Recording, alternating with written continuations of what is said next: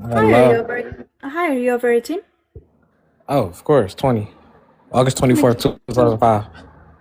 Okay, can I get your pronouns, please? He, him, I guess. And are you a believer of a God? Of course. Which one? Jesus Christ himself. Okay, do you believe he is all good? All good? Yep. Do you believe he's all knowing? Yep.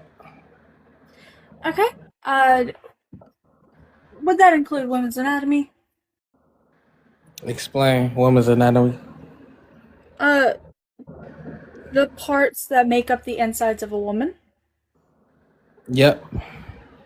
He would know about that? Of course. I thought it was. So he would know that not all women bleed their first time they have sex, right? We'll get SMEPs. Intercourse. We have to say it differently because Oh, TikTok okay. won't serve us. Yeah, I never heard of that term, honestly. But, so wait, ask the question again. I'm sorry. Would that also mean that he would know that not all women bleed the first time they have intercourse? Yeah. Yeah. Okay.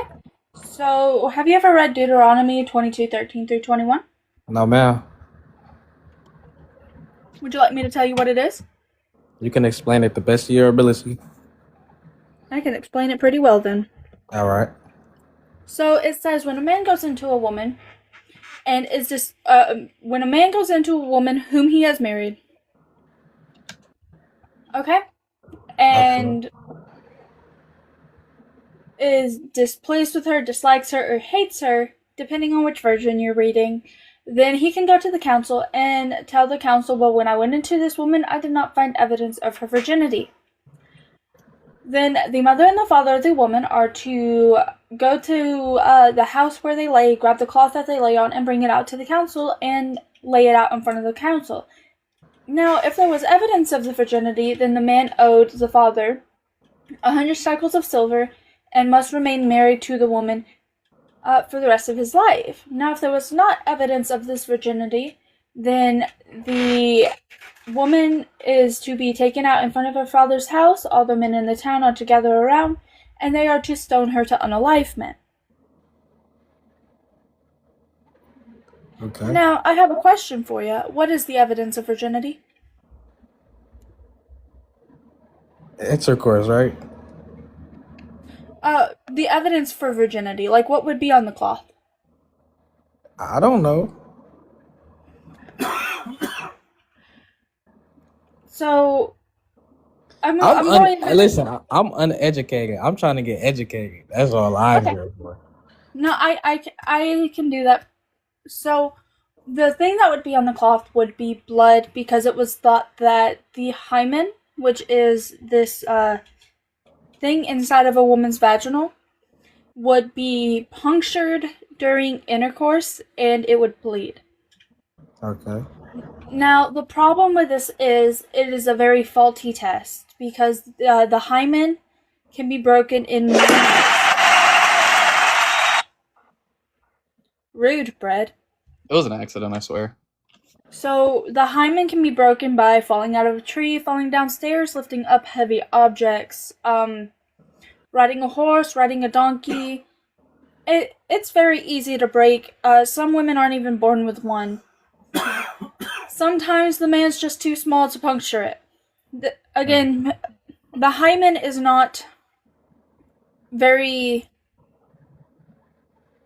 understandable to a lot of people.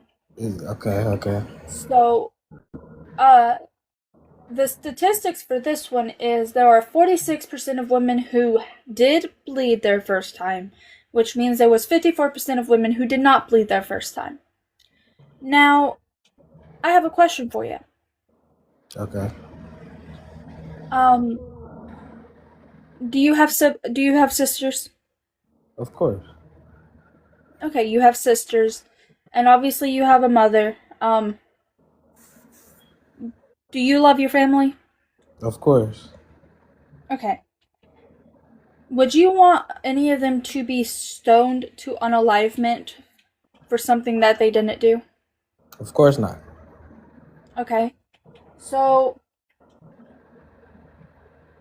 let's say your youngest sister. I don't know how old your youngest sister is.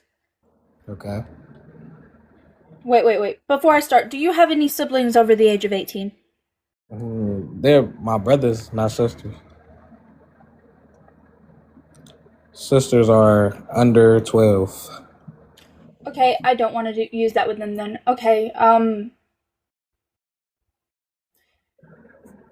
not biblical times. I'm not going to use an under 12 person to make a point. I do have another sister. She 15. I'm 14. Uh, But are you close to your mother? yeah. Cluster, the point of this one is just stunning women for not bleeding. Okay, so let's say she just got married, okay? Uh-huh. First time she's ever been married. Your father goes into her and doesn't find blood on the cloth. Okay. This is back then, where if you don't find blood on the cloth, you go to the council and you tell them, well, when I went into this woman, I did not find evidence of her virginity. Okay. She swears up and down she's a virgin, right? Mm-hmm. They do not believe her, because back then women were treated as property. They did not get a say. Okay. So, she gets stoned to unalivement. Right? Wait, okay, they am her because she wasn't a virgin? Because she didn't bleed on her wedding night. It's a And fault okay, text. right, okay, I understand that because anything can happen. Say, like you said, riding a horse, riding a bike, whatever. Okay, cool. Does that sound like a good law to have? Of course not. Does it sound like a good law to put in a book? No, Does it sound like a good law a good God would give? no. Is there any possibility in your mind that this God may not be all good?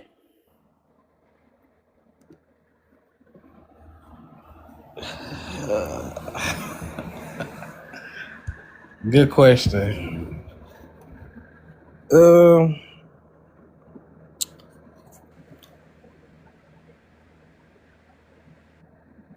Yeah, sure. Yeah. So there's a possibility he's not all good, right? I mean, if I read the book and I understood it more, maybe I just don't understand it. I'm just going off of what you're telling me right now. So I don't know. But I'm going off from what I'm hearing from you, then yes, you are correct. So I can send you these verses as well if you want to message me so that way you can also look into it. Because I have a whole crap ton of verses that are shitty and I would like an explanation for. For sure. So if you want to message me, I can send you the document I have for you to look over. It's still in the research stage, obviously.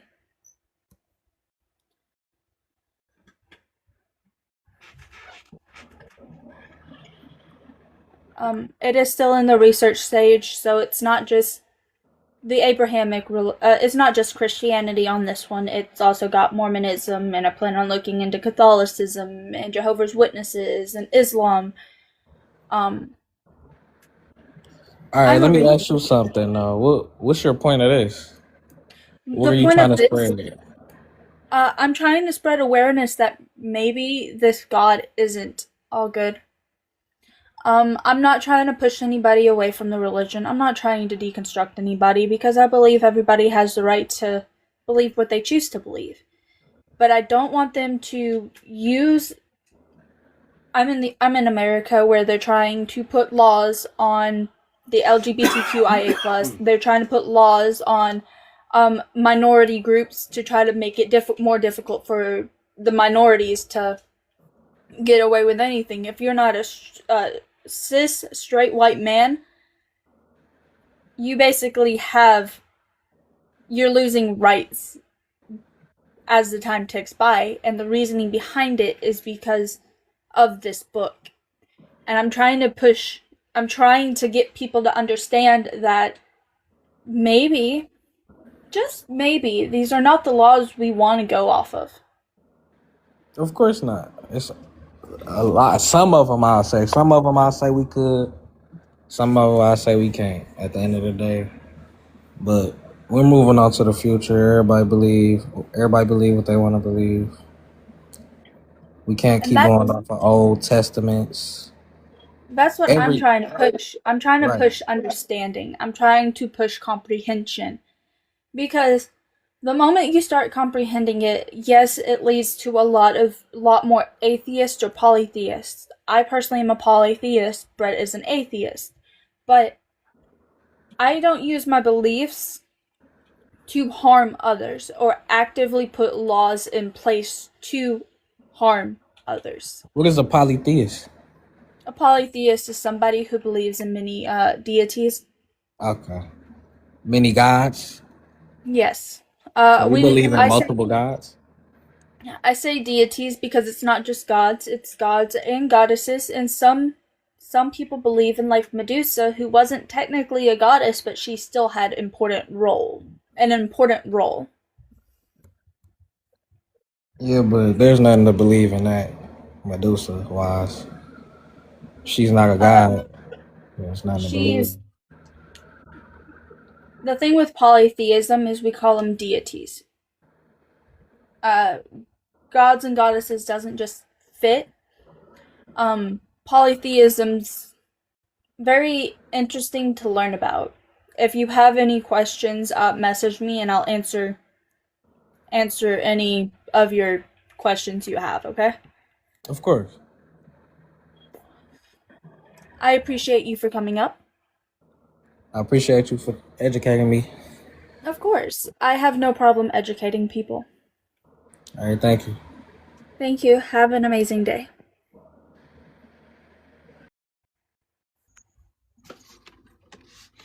Come up, guest. Are you 18 plus?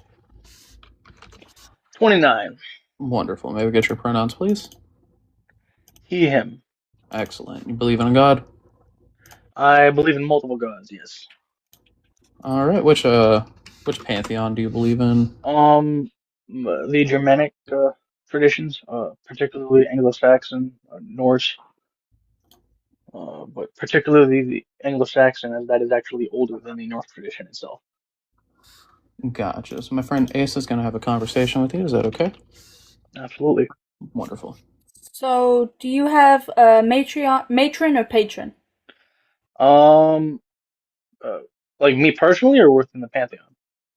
Yeah, you personally, because each person's gonna have a different one. Okay. I am sworn to the thunder god Thunor, who would be known as Thor in Norse mythology. Though I don't personally uh do the whole matron or patron idea. But that's just me. You said Dwinwar? Thunor, Can you spell that for me? Thunor. Thunor. Yes, he is known by the Norse as Thor. The Thunor is the Old English cognate, which is about 500 years older than Norse. I got you. Yeah. Do you believe your pantheon is all good? No. Okay.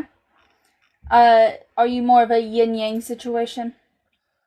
As far as morality goes, Yeah. Not all um, good, but not all bad. not all good, but not all bad. Yes, kind of.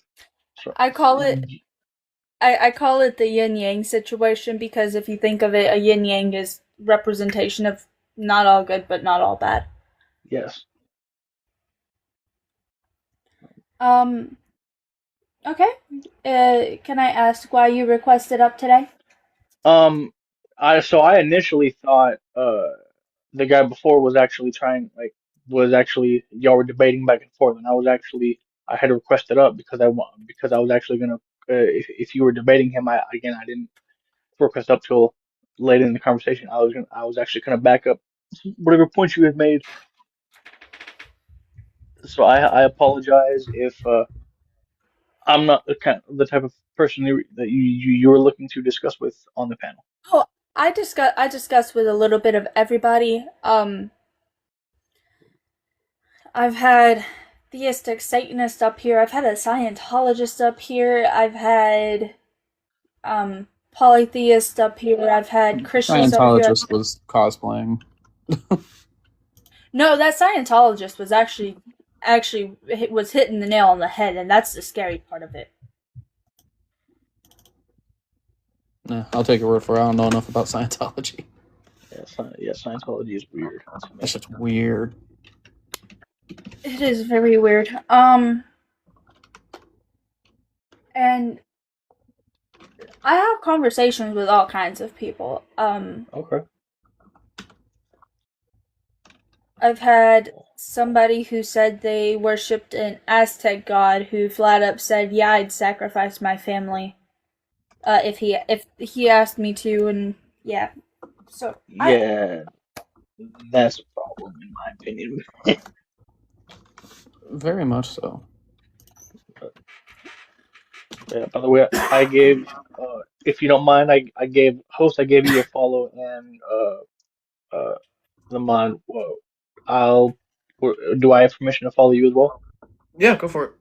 Okay.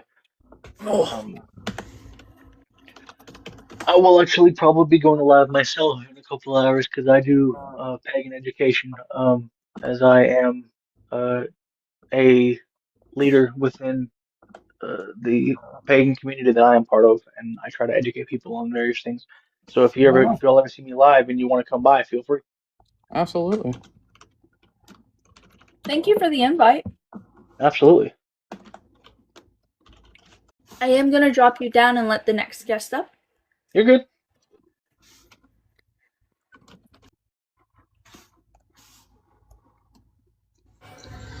Welcome up, Gus. Are you 18 plus? Yeah, I'm much older. I'm very old. Let me get your pronouns, please. What is just like he and him? I think that's right. Correct. Excellent. So I don't Believe really in God. pronounce it much. So good by whose standards? Do you believe in a God? I believe in millions of gods. So, polytheist. No idea. I don't have like a terminology for it. Is there a certain pantheon that you subscribe to the most? No, I kind of dislike all of them, but they're okay. Gotcha. My friend Ace is going to have a conversation with you. Is that okay? Yeah, of course. Wonderful. Hi. So you were asking good by whose standards, right? Yeah. So normally the way it goes in the debates I host or the conversations I host, because some of them turn into conversations, like the first guest I had up today, very respectful person, and we were just having a conversation. So normally I go based off of the other person's standards, and if they say they think their God is all good, then normally Christians that do that, then I'll ask some follow-up questions and I'll bring up verses and things like that to see what their opinions are on different topics and what their deities are about. But I try to go based off of their standards, and obviously I used my own judgment to decide what I bring up and what I don't bring up. But we go based off of their standards as well. So I've been doing psychoactive traveling for about 30 years now. And I've met millions of different deities. So the thing is, I can't really go off of my own standards, right? So I can't say if a god is good or bad because I'm judging it from a human perspective with only the ability to have human knowledge. So if I try to have a conversation with God and understand if they are good or evil by my standard and my understanding, that would be like an ant telling a human if they're good or evil, because it's literally an intelligence so far beyond my intelligence, because it's an omni intelligence that stretches over billions of parallel realities that are continuously happening at a constant rate with millions upon millions of versions of every human. And they can judge on a whole scale of, has this person committed 100 million unalives, and have they committed 100 million good deeds, and I don't even know that the polymorph version of myself standing next to me in at what they've done or haven't done, and are still tethered to my same energy. So if I So judge by name my own one God. standards, I'm outside of my Name- box. Name one God, minus in the Abrahamic beliefs, that will claim that they are all good. So Chalk, Cuckoo Khan, you've had, what's that woman from China, Jingtang Shu or whatever. So there's been multiple millions of gods that have claimed that they're all good.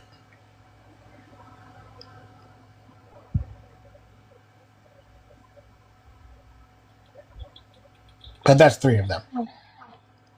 I know 95% of deities claim to be a mix. They do good and bad. No. So right. So you asked me to name them, so I did. So Chalk, Cuckoo Khan, Sun Wukong. What's her name from the Sun Wukong does not claim to be all good. Sun Wukong absolutely claims absolute pride to be good and honest of all things. No, the fuck he does not. Which scriptures are you going on? As somebody who has done research, do not spread misinformation like that. Welcome up, guest. Are you 18 plus? Yes. Wonderful. May we get your pronouns, please? I'm a man. What pronouns would those be? Whatever describes a man. I don't know. What is it? He, him? Perfect. He, man. Do you believe in God? Yeah. Which one would that be? Jesus. Wonderful. My friend Ace is going to have a conversation with you. Is that okay? Sure. Wonderful. Do you believe your God is all good? Yeah. Are you going to ask me the same question that you ask everybody? No. Oh, okay. Yeah, I I do. don't ask everybody the same question. Oh, okay. You just don't happen to hear the same question every time you come in. Yeah. Do you believe he's all-knowing? Yes, but I also believe that he has the ability to put things out of his mind. That's a godlike trait. Okay, so I have a question for you. Sure. What did David's wives do to deserve to be raped? What did they do to deserve to be raped? Yeah, Are you talking about the ones that were taken by his son?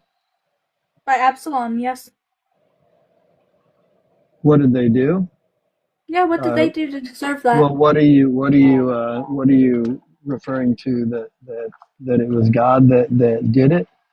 Well, considering in the very first verse when it gets brought up, it was specifically God sent his prophet to tell David that this was going to happen because he said, you did it behind closed doors, I will do it in front of everybody. It's quite literally what the Bible said. Yeah, he took his protection off of him and allowed his sons to rise up against him that were evil.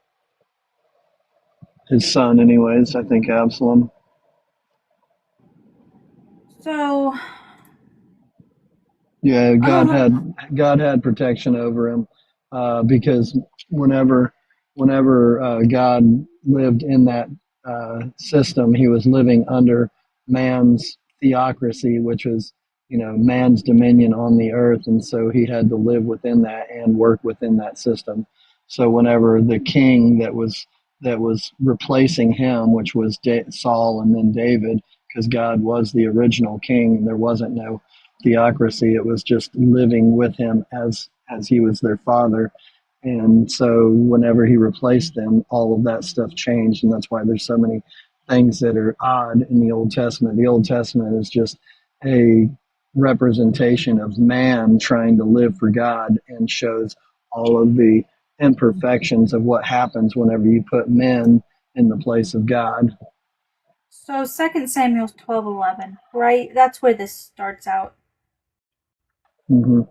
Well, it actually starts out in the very beginning when he gave mankind dominion over all of the earth. That's not what I was talking about. I was talking about I understand, but David's that's what it stems from. Thus says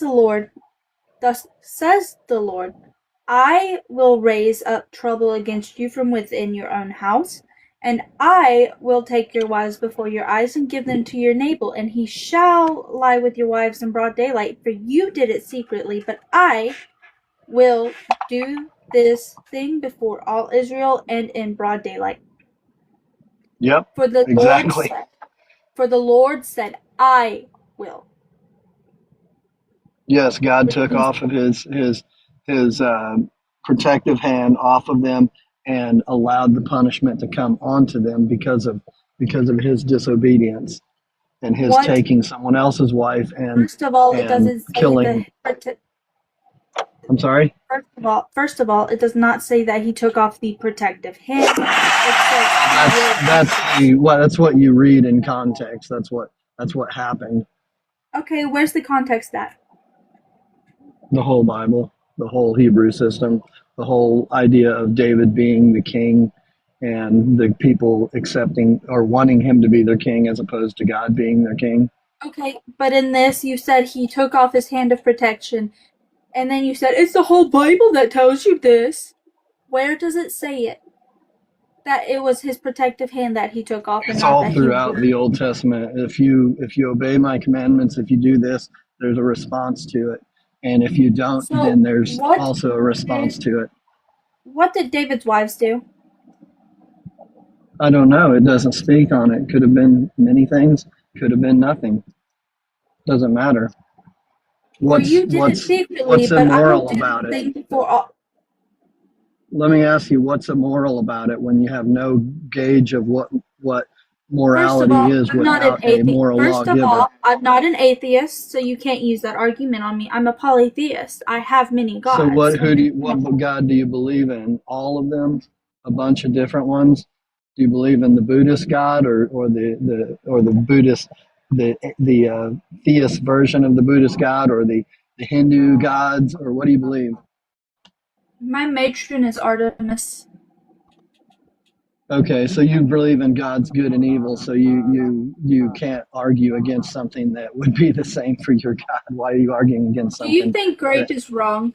Let me ask you, why are you arguing against Do you think grape is wrong? Let me ask you. Do you think grape is wrong? Wait, you're deflecting. We're talking about something and you're deflecting. No. Do you think grape is wrong? Is it okay for you to say that another God is evil when yours is both good and evil? I don't think yours is. I don't think yours, good and evil. Motherfucker, I don't think yours is all evil, but I don't think he's all good. The claim Christians make is that he's all good. He's not all good. I do not claim mine to be all good or all evil. It's a yin-yang situation. Maybe stop trying to, push your beliefs onto my deities and start questioning your own beliefs. Now, do you think grape is wrong? Yes or no? Let's see if he can find the unmute button.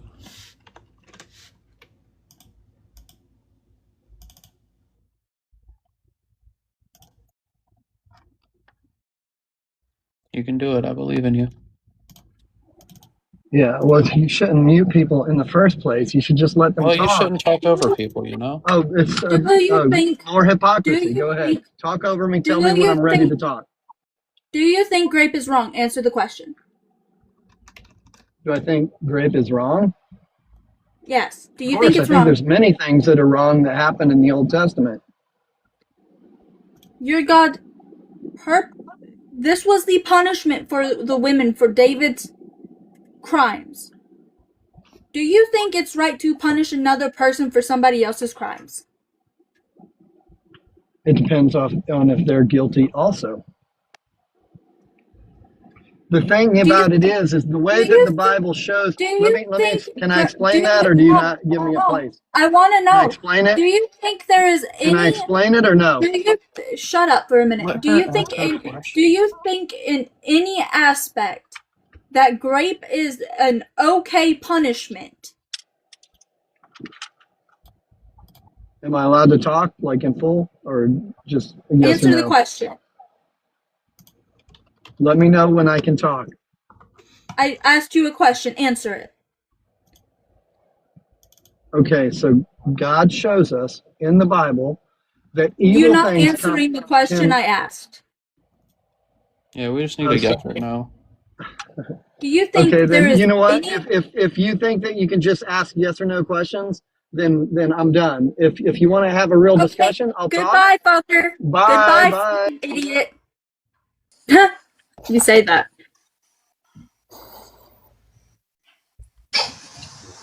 Welcome up, guest. Are you 18 plus? Yeah.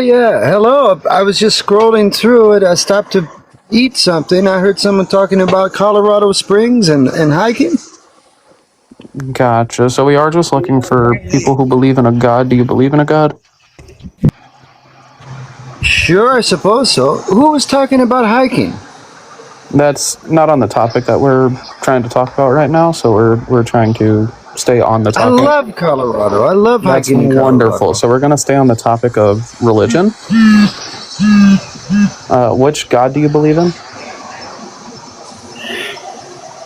You want to know what kind of God I believe in? Correct.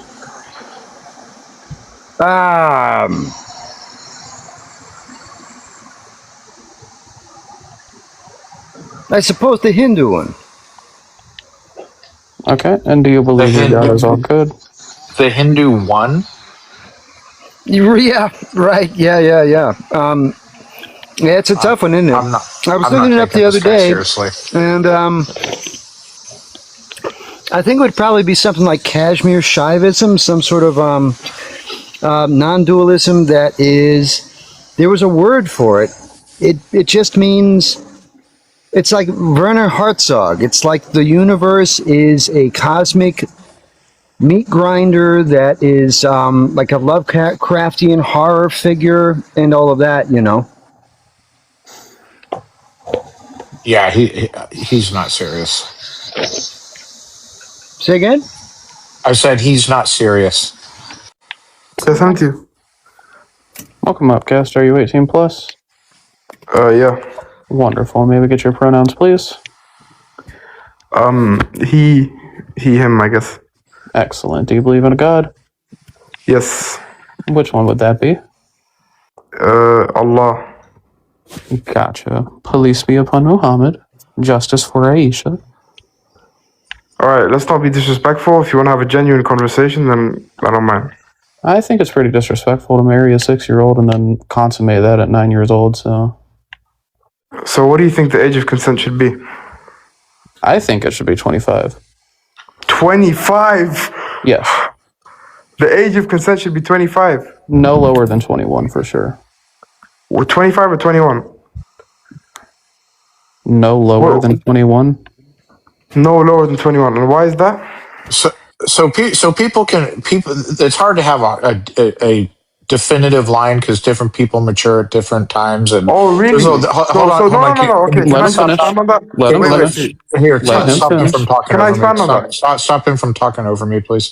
Thank you. Yeah, I get it. It's a defense mechanism to talk over the person that if you're afraid of what they have to say. So anyway, there is. It's hard to draw a definitive line, you know, and there's a little bit of subjectivity, and different people mature at different rates. But what everyone should be able to agree on is fucking 9 is way too young. It's not even close. It's not even in the stratosphere. One person may say 18, one person may say 21 or 25 or whatever. It's never fucking 9. 9 is never okay, and certainly not 6 to have the cognitive faculties to consent to being married to somebody. Okay, can I answer? Yeah. So you said it's possible for somebody to age, for people to age differently, right? Some people might mature earlier. There's some plus and minus, like nobody will ever be mature at 1. Agreed? I'd agree that, yeah. Okay, I say that about 9 as well. All right, you didn't answer my question.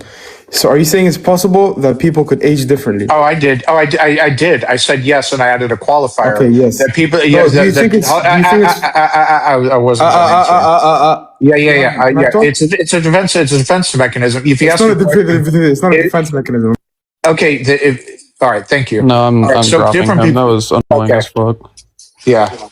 Good. He was just itching to say a 9-year-old is okay. That's all he was trying to get to. Right. So I have a question for you. Copy paste. Sure. Okay. Do you think a 9-year-old can ever consent? Oh, yikes. I put in the chat for you just in case. So, Thank you. Romans, were you here for the last conversation? Yeah, no, I heard that guy. I also debate Muslims as much as I can. Yeah, no, I understand how they argue the position. Well, That's my why I favorite part asked. was when he went, "Oh, really?" When he was talking about, like, yeah, maybe 21-year-olds and 25-year-olds can be slightly different in maturity, you know? And he's Yeah. like, "Oh, really? So there's like an angle for me to wiggle in here?" And like, nah, dude. No, dude, not the kind of wiggle you want to do. Yeah, that's Problem that is the wiggle. I don't know. There's you have to understand though. Please don't paint him with a broad stroke, because it's only the Sunnis who believe that this is the case. Like, I've talked to a lot of really based Shia Muslims that, I'm sure your friend would like, because they're very, very good at philosophy.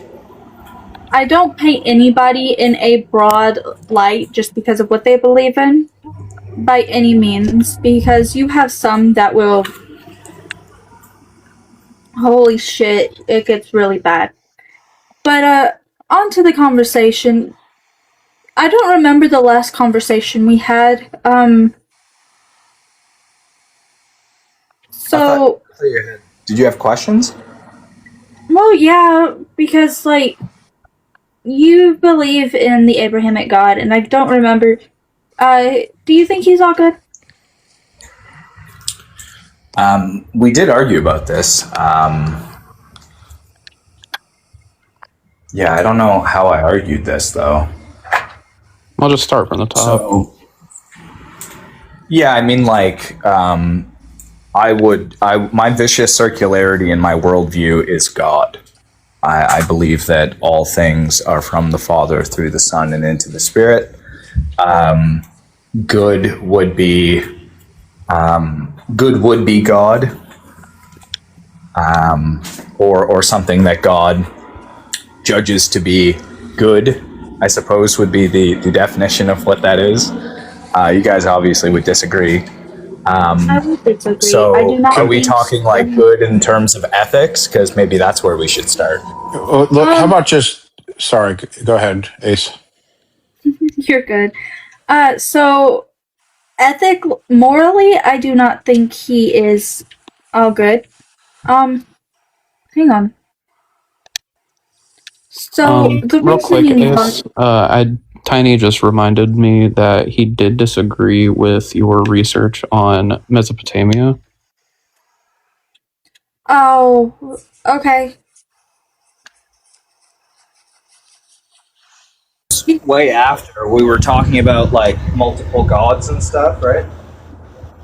Yeah, we don't have to get on that topic, though. Mainly because I'm still researching it, and I know what I have is a lot of information. But anyways, so do you think... I don't remember if I've had a conversation with you on the stoning of women who don't bleed on their wedding night. Okay, yeah. I'm going to run for a bit, guys. Okay, Sean. Thanks, guys. Thank you for coming up. Go on. So, do you know what I'm talking about? Yeah, it's isn't that you're saying that's in the Old Testament? Yeah, it's Deuteronomy 22:13 through 21. Okay. So how much do you personally know about women's anatomy? I'm a closeted homo. No, I'm kidding. I don't know. More as much as the average bear. I don't know. Would you like me to educate you a little bit? About that stuff, sure. Okay. So Okay, so can I just kind of speed run this real quick though? Like, I'm just gonna say whatever God says in the Bible is good, and I'm gonna question what like your foundation for not that is. That's how this is gonna run. Well, I'm gonna ask you, is stoning innocent women good? If God said so. Okay. Yeah, there could be bad things, right? Like God allows for evil to judge, right? So I'm gonna give you a little rundown on what I believe to be right and wrong.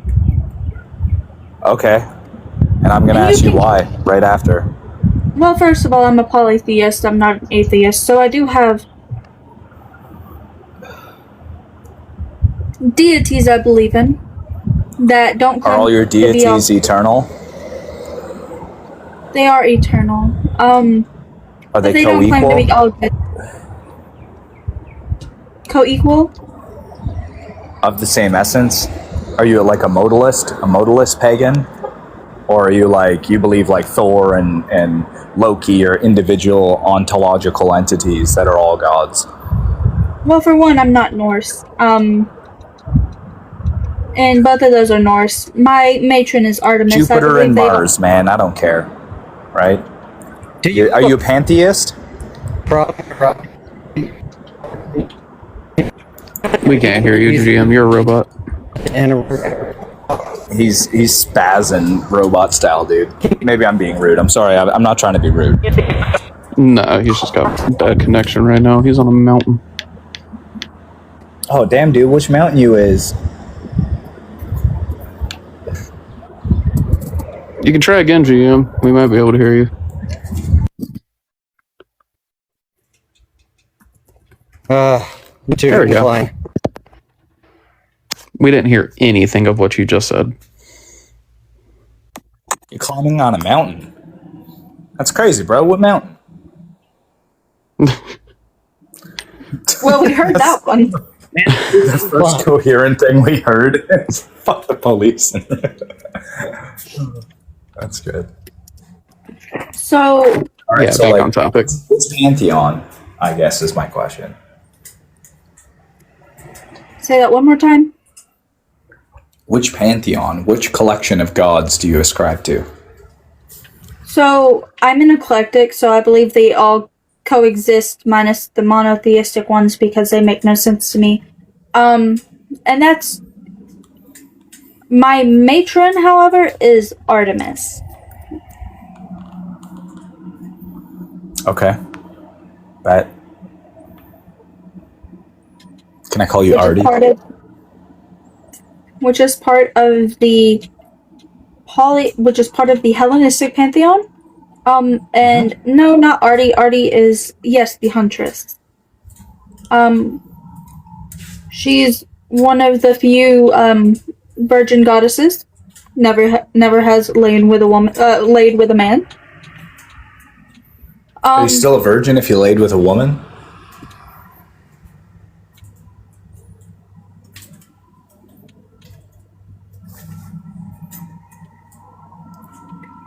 I think that's... Nobody wants to answer that, dude. I think that's debatable.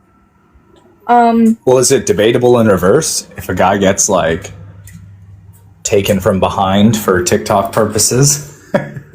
Okay, so the answer is no, she would not be a virgin if she laid with a woman. Okay. Yeah, fair enough.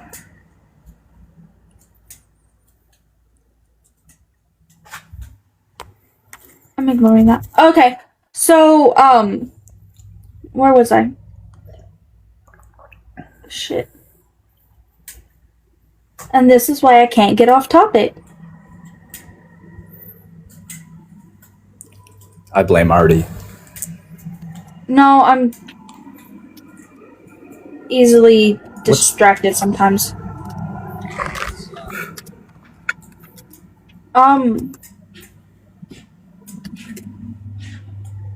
So, again, do you believe stoning women is good? Like, answer honestly. If and when God says so, yes.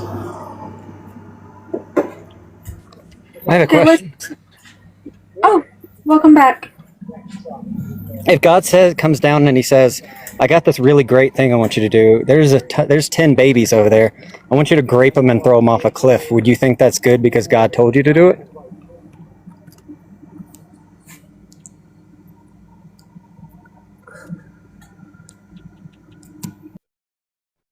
See. Welcome up, guest. Are you 18 plus? Hello, Welcome up, kind guest. Are you sir. 18 plus? Yes. Wonderful. May we get your pronouns, please? Zerzer. Okay. Do you believe in a god? Yep. Which one? The Almighty God. So that'd be God of the Bible, God of the Quran, God of the Torah. Yeah, Jesus. Gotcha. So my friend Christ Ace and my friend Decon are going to have a conversation with you. Is that okay? Yeah, totally fine. Wonderful. Okay. Do you believe this God is all good? Yeah, we know God to be all good. Do you believe he's all knowing?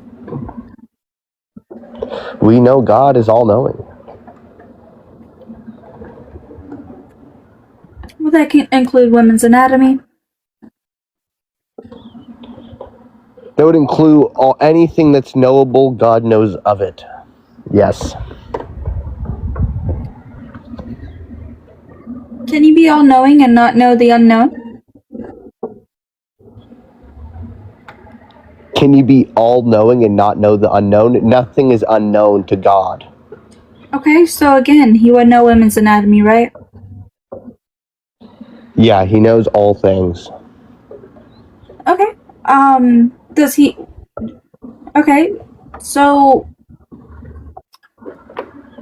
How about you? Do you know women's anatomy? No, I'm not too familiar with anatomy. Okay, so you'll get an anatomy lesson today while we're here. So, question. Answer. Do you know what causes women to bleed on their wedding night? Menstrual cycles? No, that's not just wedding night. That's just a natural, thing that happens to women, on their wedding night. So, like, do you know what causes women to bleed the first time they have sex?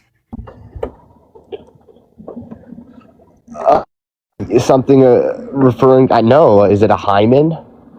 It is. Bravo, good job. Applause. So, do you know how many holes a woman has below the belt? Holes. Well, it matters per woman, but on average, just like people have 5 fingers, 3. Did you say it depends on the woman? For sure. I mean, you could have a hole in your leg. You can have holes in your foot, right? So, but usually 3. Okay. Are you trying to be a comedian? No, I'm just being intellectually honest. Obviously, it's not for everyone who has 3, but majority. We could say majority of humans have five fingers on a hand. Not everyone has 5 fingers on a hand. How could I word it better so that way? Okay. In the vaginal area, right? In the vaginal area. Okay. How many holes does a woman have? Oh, like I said, 3. Okay. Is that worded better for you to understand what I am talking about? Yeah. I know what you're talking about, but I'm just, clarifying my answer. Okay. So, my next question. Do you know where babies are formed? How babies are formed? Where? Like, what part of the body do women In the form womb? babies? In the womb? Okay, so you know more than some of the guests I have up here. That's what I was trying to figure out. I was trying to, gauge your knowledge compared to some of the other guests I had. Now to actually get onto the topic of the conversation. Do you know how many women bleed their first time? First time doing what? First time they have sex. I could say 40%. Actually, pretty close. It's 46% of women, meaning 54% of women do not. So, actually pretty close. I would say 46 is an overestimate. I would say 46 is way... That's clearly not a well-found study, but yeah, sure. Let's continue.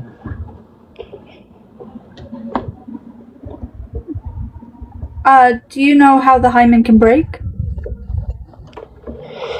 Plenty of ways. Riding a horse is one. Any level of impact towards the region, right, can cause a hymen to break. So we see that with horseback riding, with a lot of bumping and grinding. Yeah.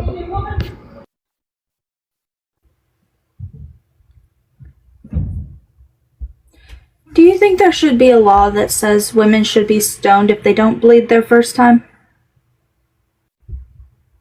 Kills it, right? Of course. Now, when we see in the fulfillment in the New Testament that rule no longer applies, then God wills it not to apply. Of course.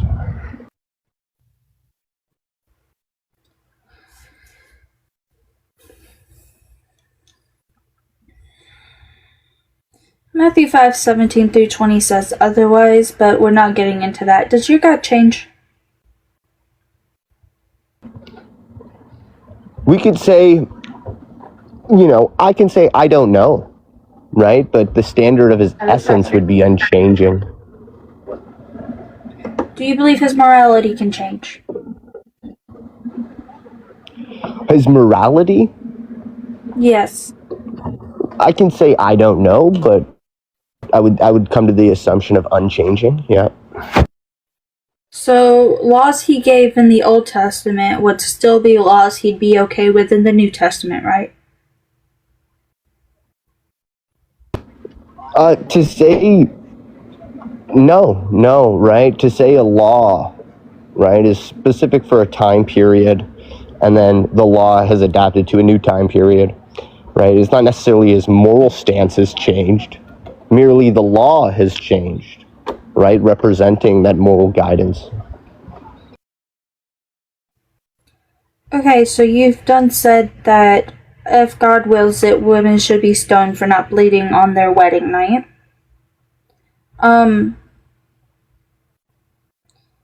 Do you think it's a good thing to stone innocent women who don't bleed on their wedding night? Because as you've said, quite a few women do not bleed their first time. Now look, if they're innocent, of course not. If they're innocent individuals, of course not. Well, the test they gave was a faulty test. Do you agree or not? I definitely don't agree. I mean, what's faulty about the test? considering it was based on whether or not they bled their first time. Now, look, you have a study as of today referring to 40% of women today, right? But when we go back to that current... No, it doesn't matter. When we go back to that time period where the law was... Changes? Pardon? Do you think evolution is true? I think some women aren't even born with a hymen. I think back then they were picking up heavy objects. Were they not? Do you think evolution is true? Really past 2,000 years, women evolved to grow a hymen, and that it didn't exist beforehand, or that women always had No, I'm evolved not to. I'm reflecting biological changes that are not unchanging, making it the case that when the law was established, right, the best explanation is clearly that 100% of women broke their hymen, right? Popped their cherry, if we may, during intercourse. And none of this occurred during horseback riding. So a god who couldn't even figure out that rabbits don't chew cud is supposed to have known that all women broke their hymen, and then they evolved not to? Like, your god can't even get rabbits right. He thinks rabbits sit there, upchuck their food and chew it again and spit it and swallow it back down. Your god clearly doesn't know biology or anatomy very well. So what makes you think that he would even care that a woman's hymen broke or didn't? I mean, look at the way he victimizes women on purpose throughout the Bible.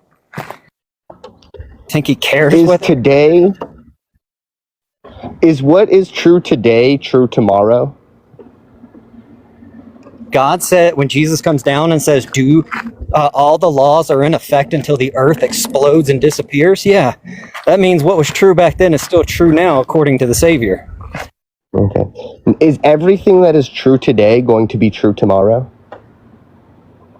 Not necessarily everything, but 2 + 2 is always going to equal 4. Yeah, I do agree. I think 2 + 2 doesn't always equal 4. There are cases in which it doesn't, but I get what you're saying. It always equals 4. When in reference to quantity, okay, I understand. If you're referring to Celsius,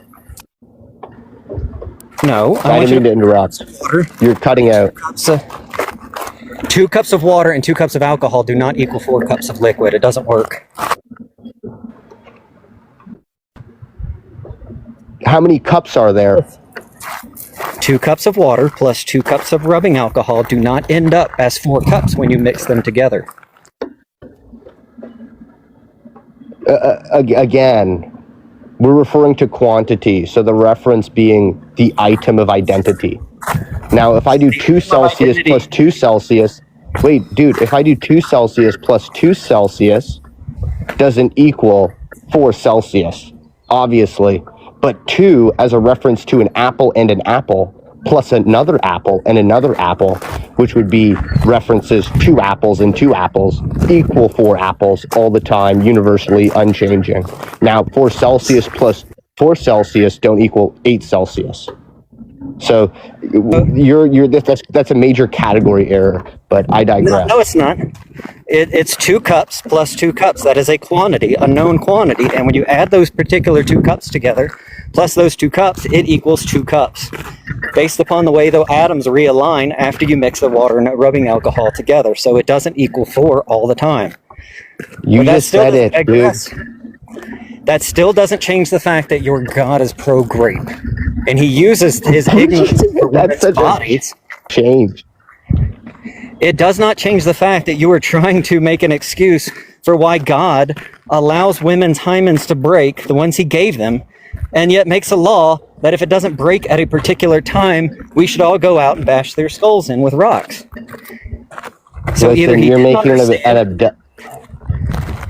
didn't understand or he doesn't care or he purposely wants it. Which one of the 3 is it?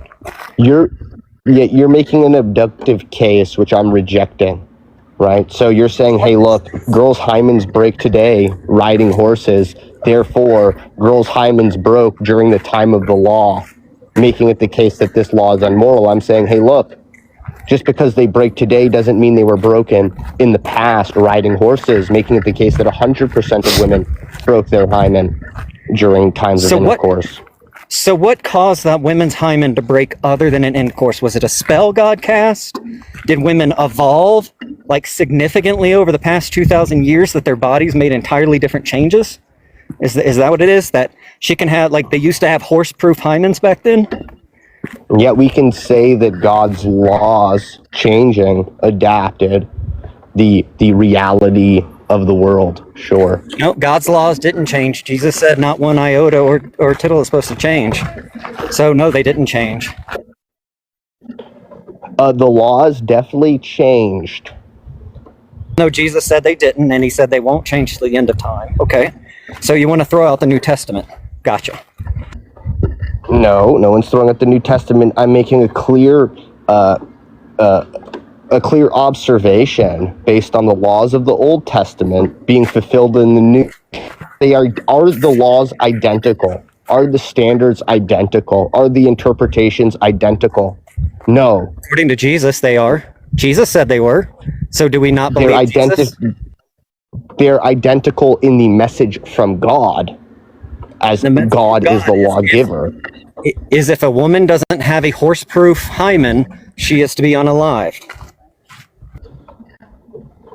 Yeah, classic laws, man. I mean, I don't know why you're upset with that. So right now, what we should be doing, according to God's standards, is we should be going around the world and finding women who on their wedding night don't bleed and start stoning them to unalivement, like millions of women. We should just start. This is why. See, this is your interpretation of the text. I don't see any Christians or Catholics or any person of any denomination in Christianity holding to that interpretation, because that's your wild, left-leaning, anti-God interpretation of the text. So explain to me when God says, unalive women who don't bleed their wedding night, and then Jesus says, let's keep these laws to unalive women who don't bleed their wedding night. Who is the failure? Me, because I call it out, or you as the Christian who's not following God's laws that Jesus said you better start following or you're going to hell? So Jesus also said a message of, who is ever without sin cast the first stone. Do you know what that means in reference to stoning these horse-proof hymens? You want to know what's really funny about that one? So, what was she accused of again?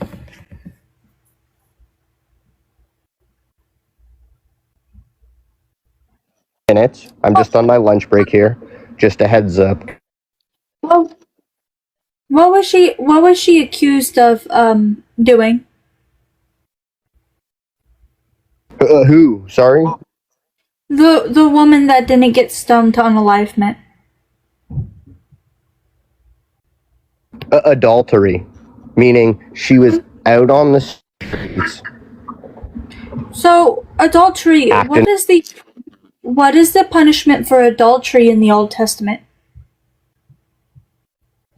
That the man and the woman shall be stoned to unalivement, right? Yeah.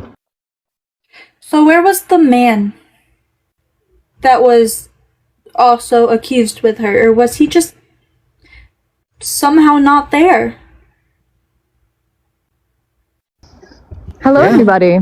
Nice. Hello, welcome up. Are you 18 plus? I'm 19 years old, yeah. Wonderful. May I get your pronouns? She, her is fine. Do you believe in a God? I do, absolutely. I do. Which one? I am Catholic. Wonderful. My friend Deacon and my friend Ace are going to have a conversation with you. Is that okay? Perfect. Of course, I'm here to talk. You believe your God is all good? No, I don't. You don't believe he's all good? I think it's complicated. I think if we break it down in the sense of the Trinity, I think that like as we say, like the Father, the Son, and the Holy Spirit, I would say like God is all good, but I think like for me personally, God has made mistakes. Yeah, I think like not for me personally, but I mean like in my opinion personally, I think God has made mistakes. I think God, as you know, time went on, made mistakes. I think it was all part of a plan, though, for real. But like, I think I think like for me, for me, I don't know, it's kind of complicated because like as a Catholic myself, I follow a lot of traditionalism, I would say, but also I don't agree with any modern day church. I don't agree with any of the modern day churches. I think they are all awful and evil. But I think like the original word of the Bible is extremely misconstrued from what God actually wanted. So I think like what we see of God isn't good, but I think what God actually is good. So, what exactly do you mean by misconstrued? Like, I'm gonna give you a verse, and you tell me what if you. Okay, let me what grab your my opinion Bible. is. Hold on, let me grab my Bible.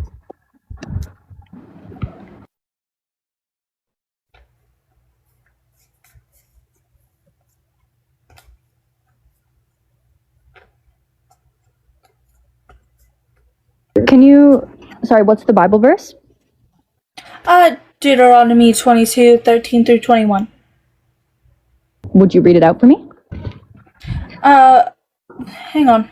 I have to actually pull it up. I can give you like what it basically says if you would like that. I kind of have it memorized without the words actually being fully engraved in my mind.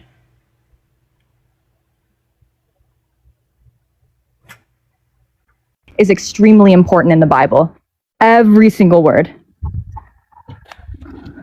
Well, considering the way I say it, it's literally, quite literally what it's wow. Holy fuck.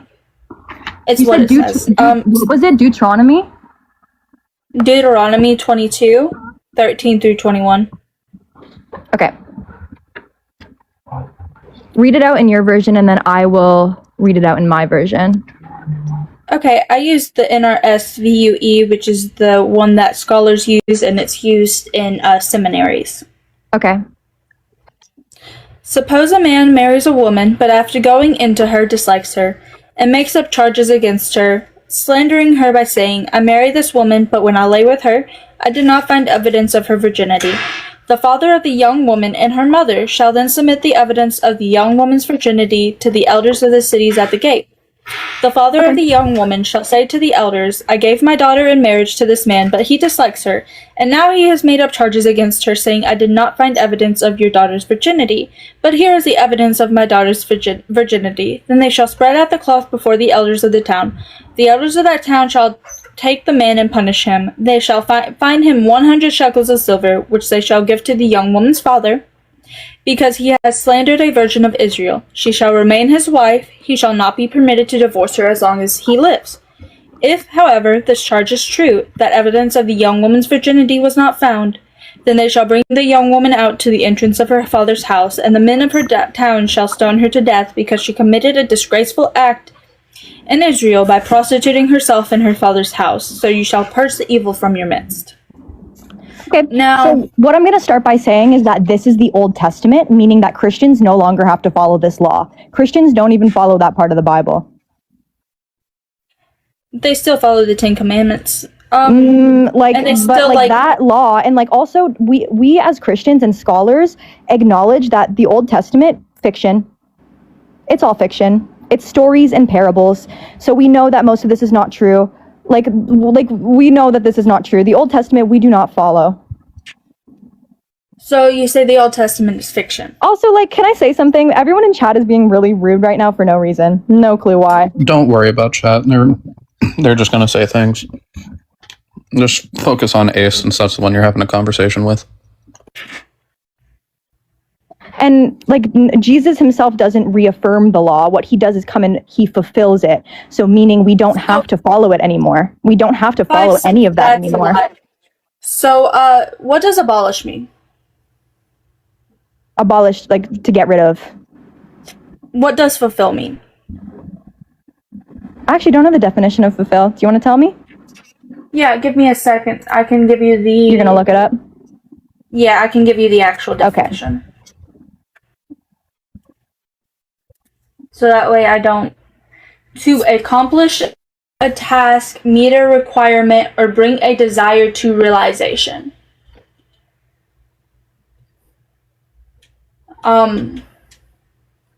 Now, If I fulfill the stop at a stop sign. Sorry, my live cut out. I'm so sorry. If I fulfill a stop at a stop sign, does that mean the next person has to do it? That's the law in like our society. So yeah, in our society, yeah. Okay. Can I read you the full Matthew 5:17 because y'all like using the fulfill but don't read the whole thing? Okay, I can defend it with everything that I have, regardless if you read it or not.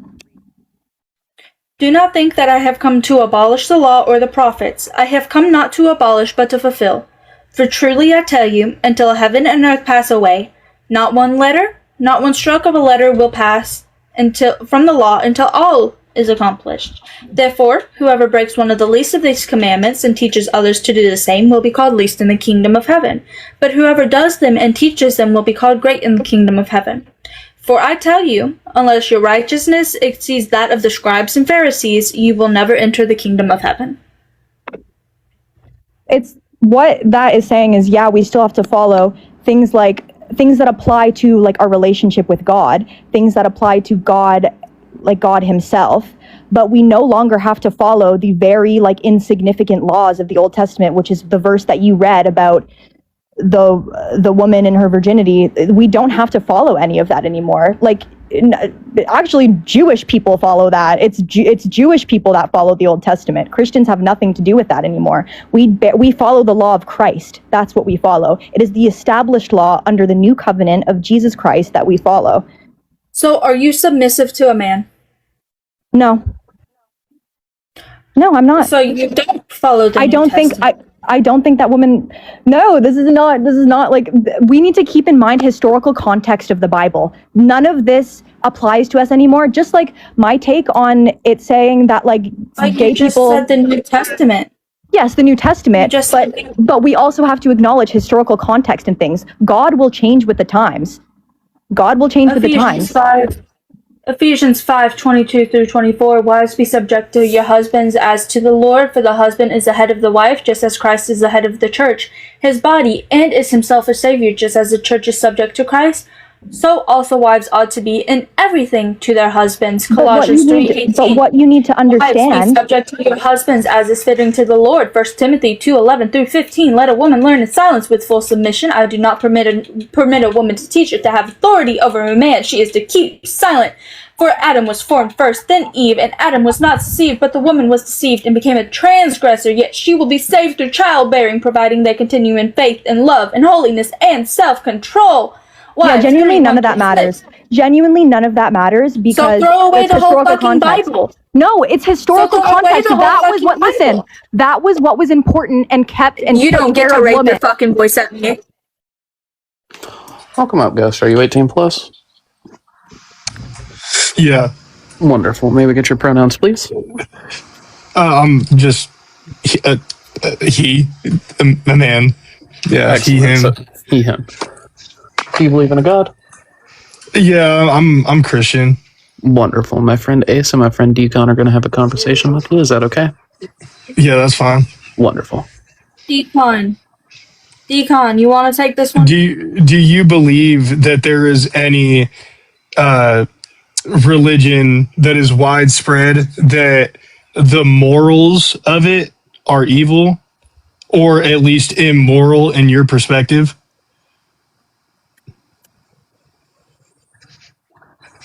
Christianity? How come you believe that Christianity is evil?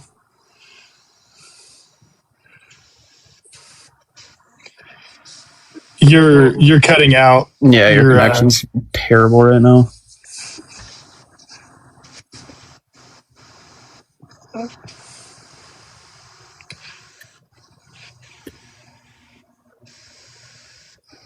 Yeah.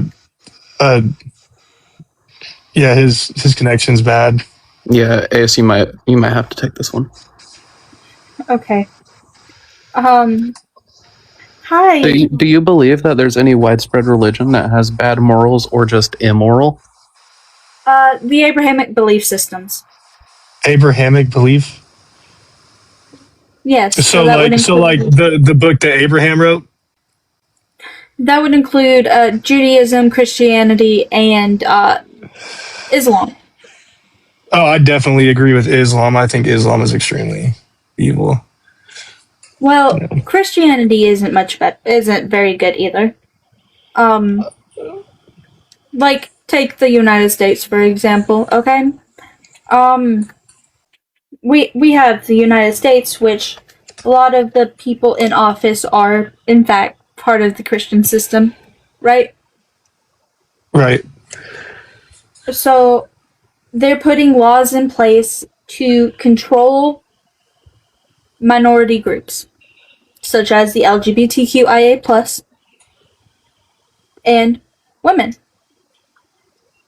In the United States, there is racism.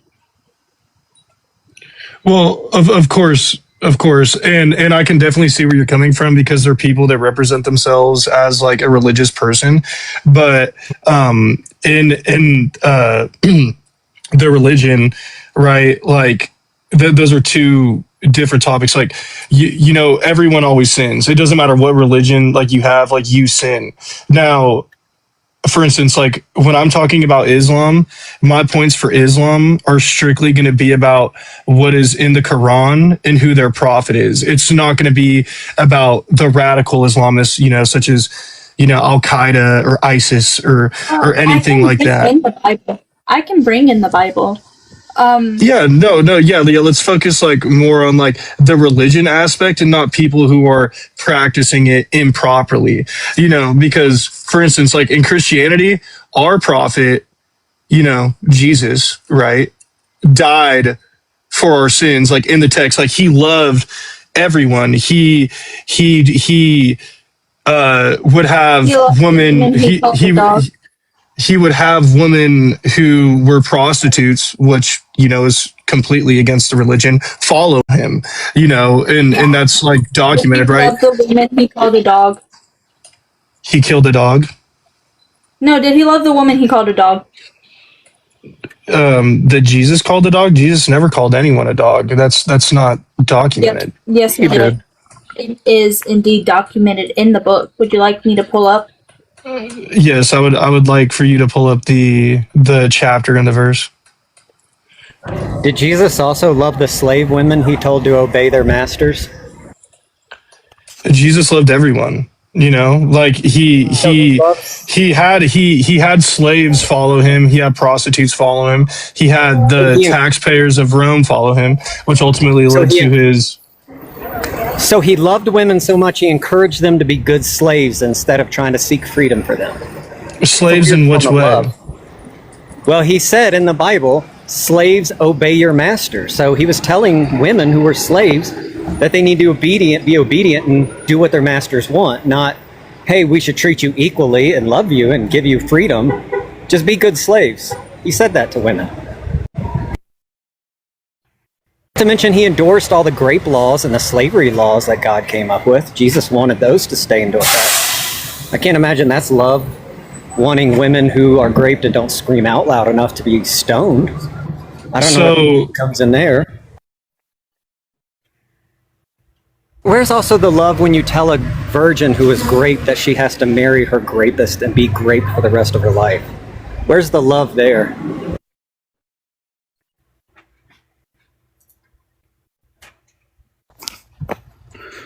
Also, one of the verses where Jesus called the woman a dog, Matthew 15:25. But she came and knelt before him, saying, Lord, help me. He answered, it is not fair to take the children's food and throw it to the dogs. We also have... And Mark. So what you're referencing is about the slaves is Ephesians chapter 5, verse 6, which what he said was, slaves, obey your master. Yeah, where he said, slaves, be good little... no, sorry, I keep on getting spam called, so it keeps on cutting my mic off. It said, slaves, obey your master sincerely and with fear. which means that he's saying like they are the ones like to be feared, and you're pretty much like in a terrible situation. However, you want to, interpret that, right? But there's like a lot of other things in the Bible that contradict. Like Jesus was not for slavery. Jesus was for the uprising of a better nation. That's why the Romans killed him. That's entirely why. Where does it show that he was against slavery? He would take slaves that would run away with him in his following.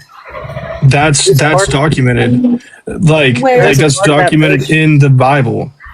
There's a part of that verse you omitted. The part about, being obedient for their slave masters like they are for Jesus. You forgot about that last line about obeying and loving them like you would, Jesus. So it's Also, Jesus. He never said love them. Can you give us the scripture that you were referring to? It's Ephesians. Ephesians. Ephesians 6:5. Actually, that's what you guys were originating before. No, I'm talking about where you said that there was a contradiction. Well, I mean, there's lots of contradictions, like in the Bible. There's. I'm not gonna lie. Like, there is like evil stuff in the Bible too. Like, for instance, like stories in the Bible, like stuff that I can't even understand, and that I wish wasn't there, but it is. Like before Christ was born. You made a claim that Jesus saved slaves from slavery. I would like you to provide the verses for that.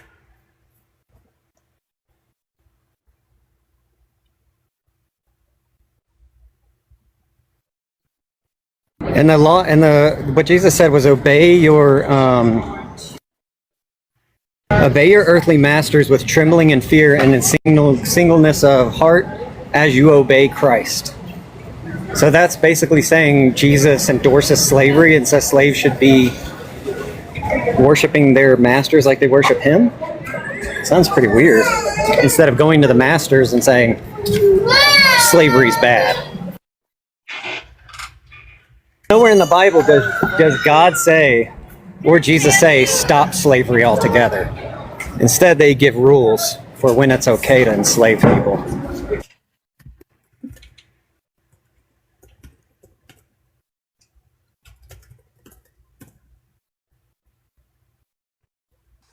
So, like, for instance, like in contradictory forms, right? Like, one thing that Jesus preached was that do to others as you'd want done to yourself, right?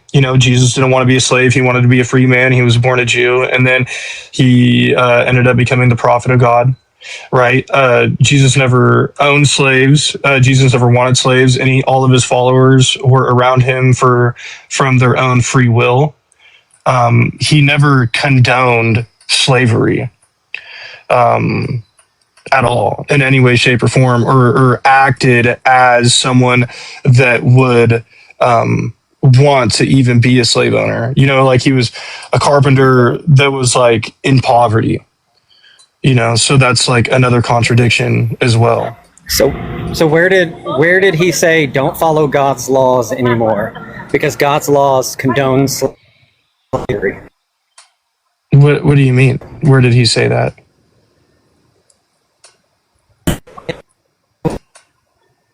He's cutting out again.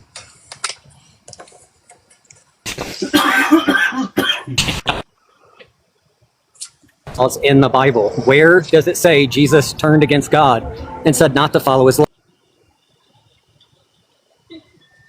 Where in the Bible does it say that? Okay, so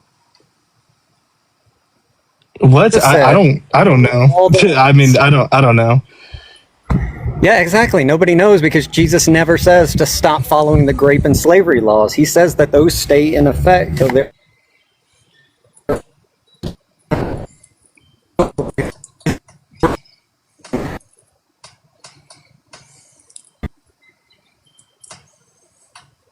You're cutting out again, Decon.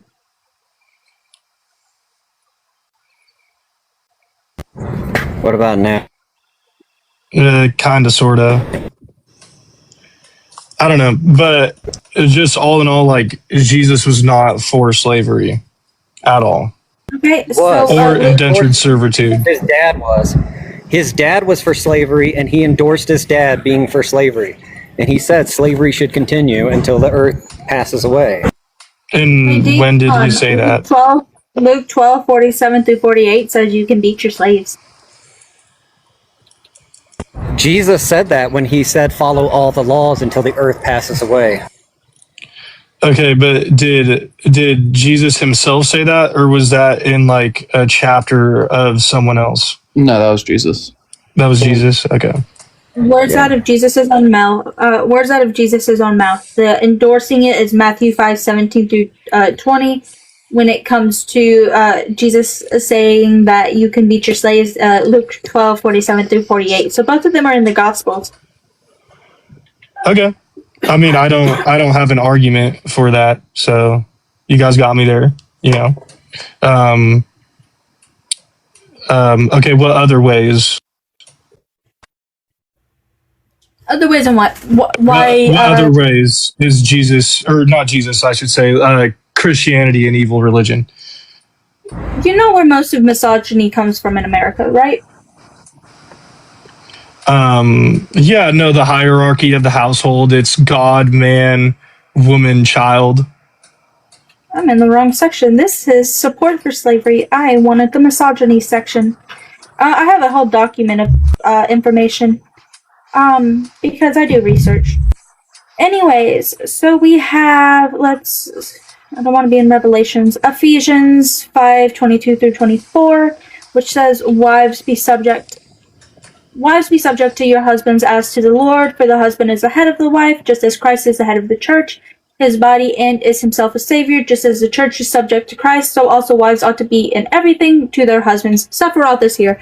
Sephiroth, come up. No, deconstruction, I'm about to drop you if that's okay with you. Yeah, go ahead. Thank you. Yeah, no, yeah. So pretty much, kind of like the same thing that I said before. Like there is the hierarchy within the household, and that's pretty much what that's talking about. Like God, man, wife, children. Yeah.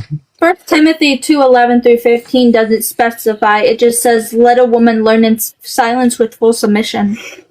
Yeah, and it also says in the Bible as well, not directly, but I forget exactly how it's said, but it's pretty much talking about like, okay, let's say there's barely any food in the house, right? Your wife is starving and your child is starving. You know, like one thing that we all think that we would do, like a stoic thing to do, is like, okay, let your wife and child split whatever rations you have. But in the Bible, it pretty much says, let the man eat, for he is the one to go out and, prosper for the family.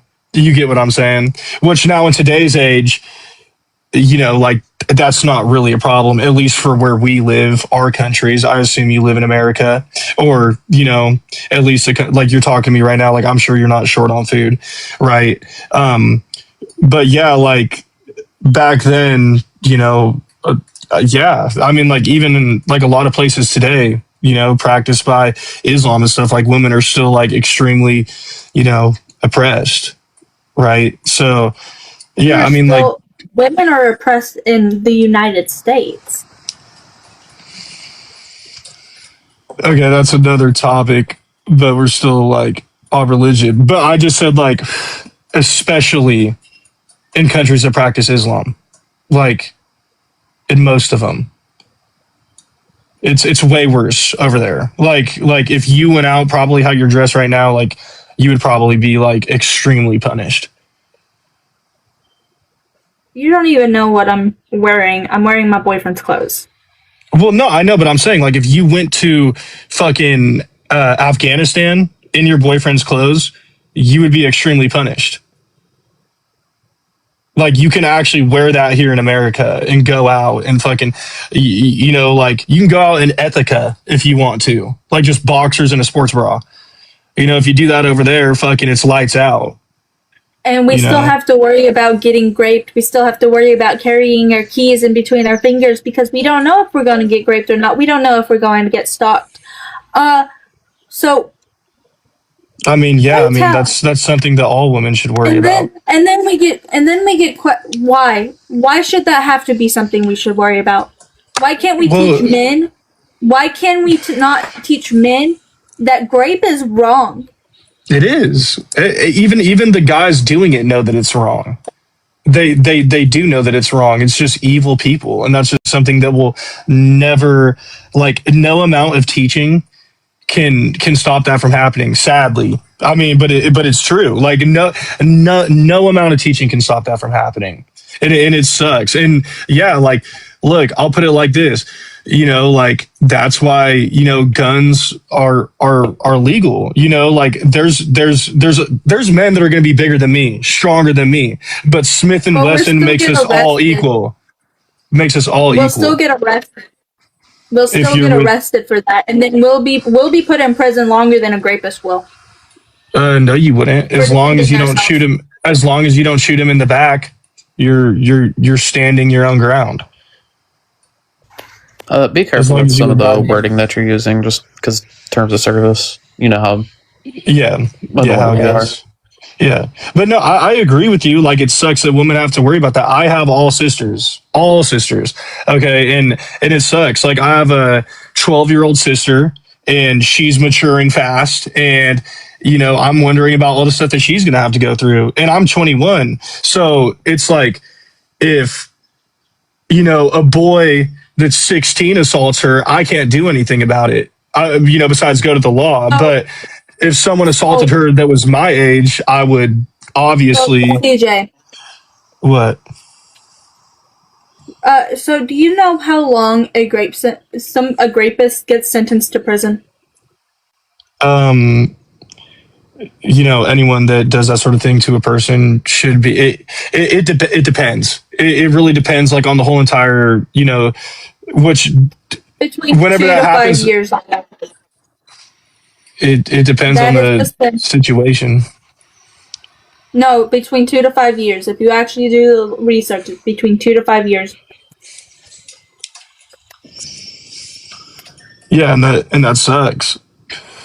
That sucks. It should be death. Whenever that happens to somebody, because that's like lifelong trauma that you're doing.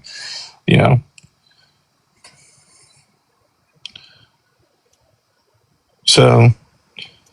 Or somebody who does it in self-defense, if not, it's voluntary manslaughter or second-degree murder.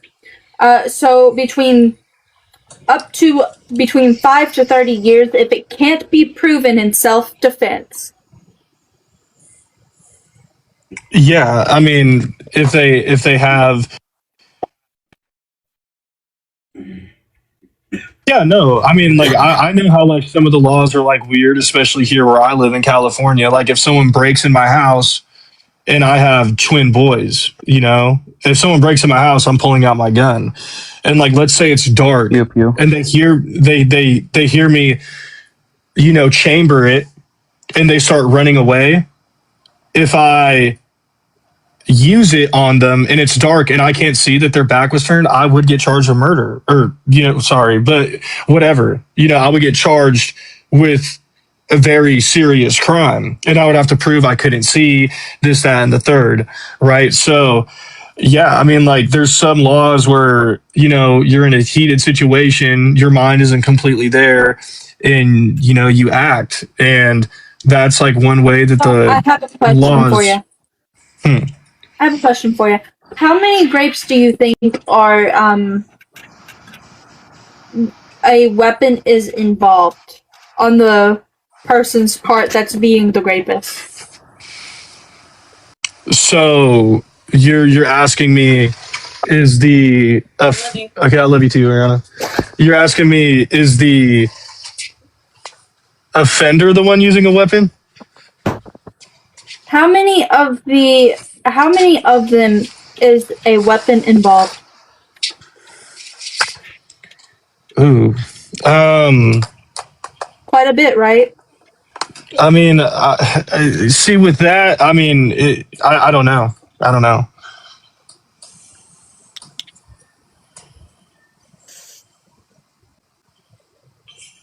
There are a lot of reasons why I feel America is not a safe place for women to be. So, let's say a woman gets raped and they get pregnant. You know, they're forced. They're forced. They get raped. They get pregnant. Then they're stuck carrying the raped baby, depending on which state you're in, to term. Yeah, there's 13 states where it's illegal to, have a, contraceptive care. There's 13 states. Do you think it's right to tell a woman that they cannot have a small abortion? I mean, in that situation, absolutely not. No, I mean, go ahead and take care of yourself. Yeah, absolutely. Do you think in any right is it a man's position to tell a woman what they should do with their body? In the context of the original question that you asked, if someone had to go through that tragic situation, no, the woman should be allowed to go get that taken care of. Do you think men should have the right to tell women what they can do with their body versus what they can't do with their body? In any aspect. So basically, what this is turning into is something that is more than just men and or women. For me personally, I do believe that women have the right to do whatever that they want to do with their body, however they choose. Like I said, I have all sisters. My grandma raised me. My dad wasn't around. So, the most important people in my life are women, utmost respect for them. But I believe once brain development happens, and no, this isn't for when a tragic event happens to where someone's taken advantage of, but just in regular, consensual, whatever. I think that once you get to the 12-week point, in some places even allow 24-week points, which is crazy for me to even wrap my head around that. Right. I think once you get to that 12-week point, you had enough time, to make your decision. And that's not something that just men say. That's something that a lot of women say too. And then a lot of women are against my belief on that. And a lot of men are against my belief on that too. So that conversation or that question that you asked is more than just what do men think specifically. It's both genders, having, an opinion on that politically.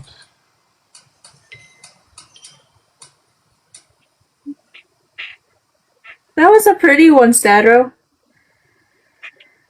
Sorry, I just got distracted by that. That was a pretty piano. But the only reason why I say 12 weeks is because brain development starts in 3 to 5 weeks period.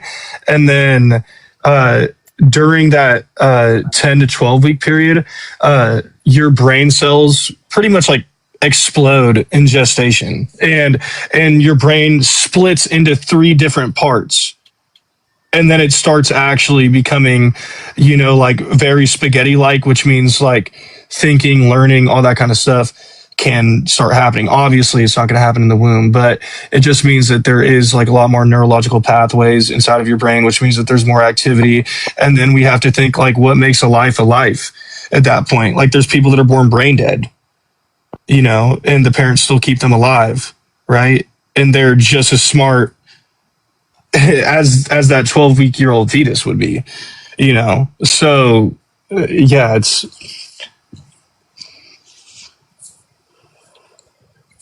so you're not completely against it, as some Christians I've talked to is. No, absolutely not. No, because I understand that situations happen. Sometimes it's oh no, I am financially not able to take care of this baby and I don't want to hold it and then mess my body up or potentially have complications in the future. I will not And hang on a second. I will not be letting any more friendlies up.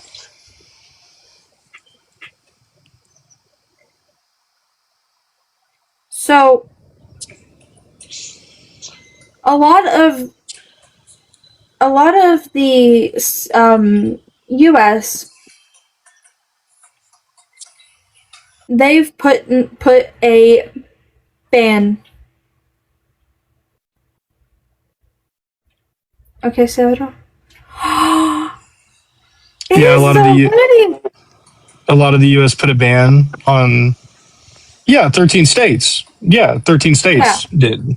So Yeah. my question for you is, again, do you think men should be making laws to control women and what they do? Okay. Okay, in that aspect of like the complete ban in those 13 states, I definitely do not agree with that at all. No, I mean that law is completely, outrageous. And states govern themselves. So I'm not too educated on the judicial process that took place in order to do that. I don't know if it was just like the House and Senates of those states. They overturned Roe v. Wade, giving the states control of what they can do and what they can't do, giving control to the states. But I have conversations with men all the time, and sometimes I wonder how they have the right to vote. So I have a couple questions I would like to ask you. How many holes does a woman have below the belt? 2. Well, 3, technically. Okay. What causes a woman to bleed their first time?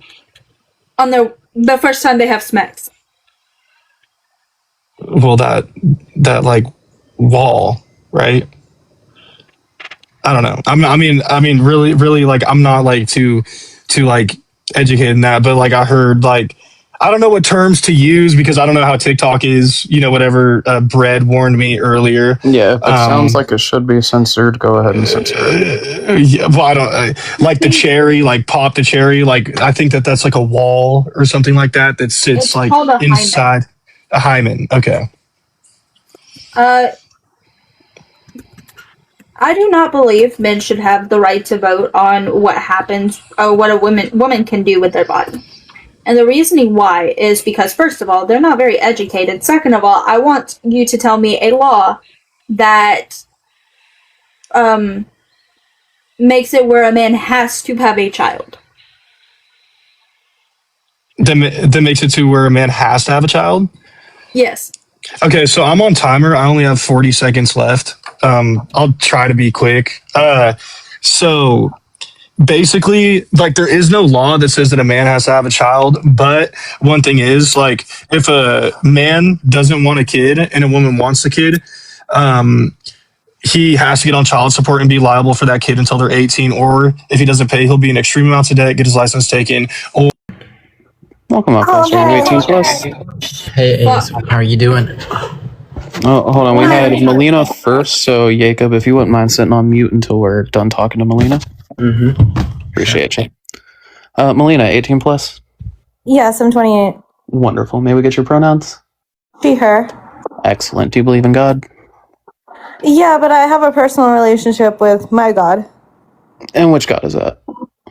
Well, I don't want to define it as just my personal God, and I don't attribute any kind of name or organized religion to it. I really don't like organized religion.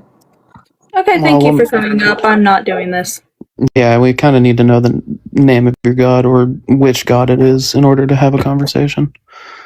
Jacob, are you 18 plus? Yeah. Wonderful. May we get your pronouns? Sure. It's he, him, they. Excellent. Do you believe in a God? I do, but it's a little different from what you guys might have heard. so far. Let's hear it. So I believe in consciousness and soul of the universe, the existence, and at the same time the unity of existence and non-existence. And is your God good? My God is as good as I am, and it's as bad as I am. And how I, feel and think and project is what shapes my God and its responses to what I desire and what I perceive. Sarah, Interesting. you're taking this one. Yeah, this is out of my league. Sarah. You said consciousness is God? Nope. I said I believe. What did you say? I said I believe in the consciousness of the universe, the unity of existence and non-existence, which is beyond our understanding. Because if something doesn't exist, we think it doesn't exist, but things that doesn't exist, it actually exists, but it's beyond place and time. I believe in that. And my God, for instance, my God, it's like everyone got a familiar, right? Everyone got something like a pit that you might, say. And for me, it's as good as I am, and it's as bad as I am. And the way I feel and the way I act and react and respond and perceive things is how my God will respond and will reflect and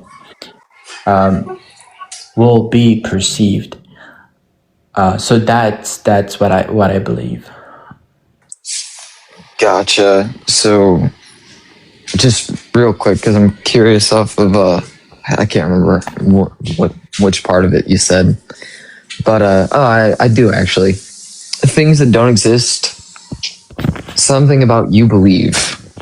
That's what I heard. So just real quick, people don't think that like Spider-Man and Batman exist. Are they real? Well, you can't, like, I understand how human mind works. Often we try to simplify things and just make it binary, 0 and 1.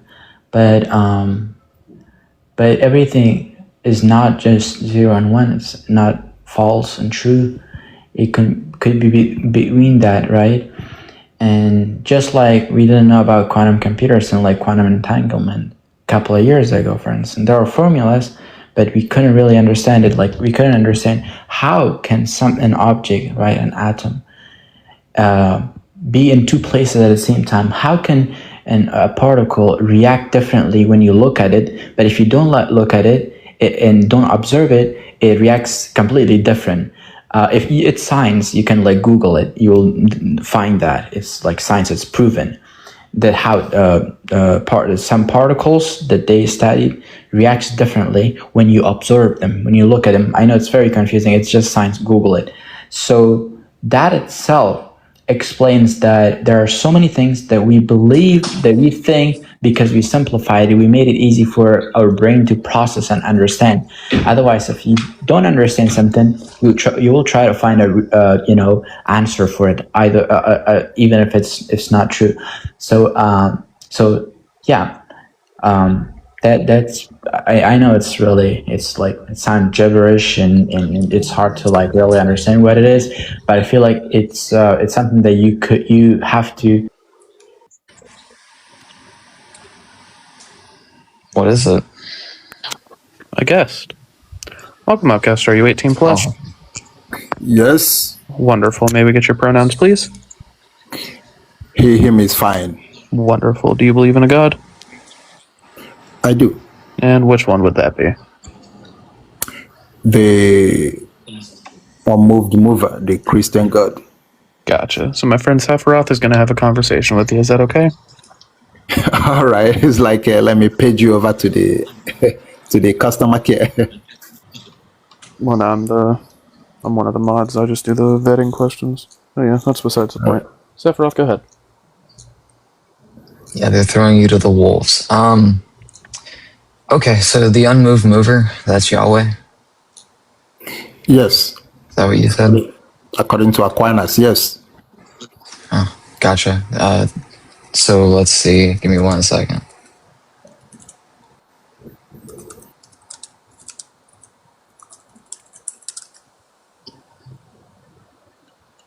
Good old 5 Ways of Aquinas. Yeah. How do we know that this is like specifically Yahweh though? Because of the attributes you can derive from that matches the attribute of Yahweh revealed to Moses. So, motion, efficient cause, possibility and necessity, gradation of being, and governance. These are only things that Yahweh can possess, no other God ever, at all. No, those are the 5 arguments that demonstrate the same thing. Yeah, I know. And all of the arguments, if you read them, it just states, this thing we would call God, or this would be God. Yeah, but that's we don't just the say first. This would be Yahweh. Correct. So that's just the first stage of describing Yahweh. That's just like the skeletal framework, but you have like a 25 other arguments to now build up the whole picture of the God we recognize as Yahweh. But this is just the skeletal framework. Wait, what are the other? Just you can name a few if you want, or you can present them. What are the 25 others that would lead me from the 5 Ways of Aquinas to Yahweh? Okay, yeah. So this one will just demonstrate that this thing, with this just basic understanding of whether you call it a mover exists. Okay. Now the next one will be arguing for simplicity. Is God composed of parts? Is God complex? You follow that argument, it will lead you to the conclusion that God is simple. God is not complex. So in such a way that is called a divine simplicity. That God's power is God. So God's attributes is God. Now, after that, you argue about goodness. Is God good? Is goodness the nature of God? And things like that. Then after that, you go to infinity. Is God infinite or finite? After that, you go to perfection, and you go to omnipresence, immutability. Can God change? Then you go to eternity. Is God limited in time or outside of time or beyond time? Then you go to unity. Is God united? Then you go to knowledge. Then you go to the names of God. This is where you find the connection to the Bible. Mm-hmm. Then you talk about knowledge and love and providence and will. Quick. Yeah. So real quick, is God good? Yes, God is the good itself. God is good itself. So would it just be the case that whatever God says is good because it comes from God? Yes, because it's come from God, because his nature. He can only will something based on his nature. Gotcha. So just real quick, I have a hypothetical for you. So in the hypothetical, you're sitting on your couch, enjoying a nice relaxing day off, and God of the Bible, the Father Yahweh, he himself comes down to you, and he proves to you beyond the shadow of a doubt that it is the God that you follow. And God says, I am going to take you and your entire family up to heaven. But first, you're going to unalive your family. Now, obviously, within the hypothetical, you know that this is God. Are you going to do what God says because, well, it must be good? Or are you going to say, nah, maybe not that God. Could we do it any other way? How would you respond? Yeah, I will respond I will say, okay, hold a minute. Then I'll go to the church and say, this is what I heard. Then the church will tell me what to do. So instead of just saying yes or no to God, you would go to a church. Yeah, that's because probably the most interesting answer I've gotten to that question. Yeah, there's a reason, because the message will seem to contradict the new covenant and what he gave us. So I'll be like, hey, church, here's this new information. I don't know what to make of it. Should I do it? Should I not? Then the church, after they will go through the teaching, subject the message to, to the wisdom of the church, and then tell me what to do. So I'm not like copping out. Trust me. I mean, if the answer would be yeah, of course I would do it. You know what? You're right. You're right. Here, I'll rephrase the hypothetical. Within the hypothetical, same thing occurs, right? God shows himself to you. You know that it's God. Except in this hypothetical, you have a kid. God comes down and he shows you what your child will do when he's older. And when he shows you this vision, your child is doing atrocious things, absolutely horrible acts. And he goes, I want you to unalive him before he can do all of this extra insane amount of harm to other people. If it's the case that God were to say this to you, is it going to be the same answer if you're going to go to the church? Because God's given you the revelation, he's shown you these things. Yes, it will be the same answer. Same answer, go to the church. Okay.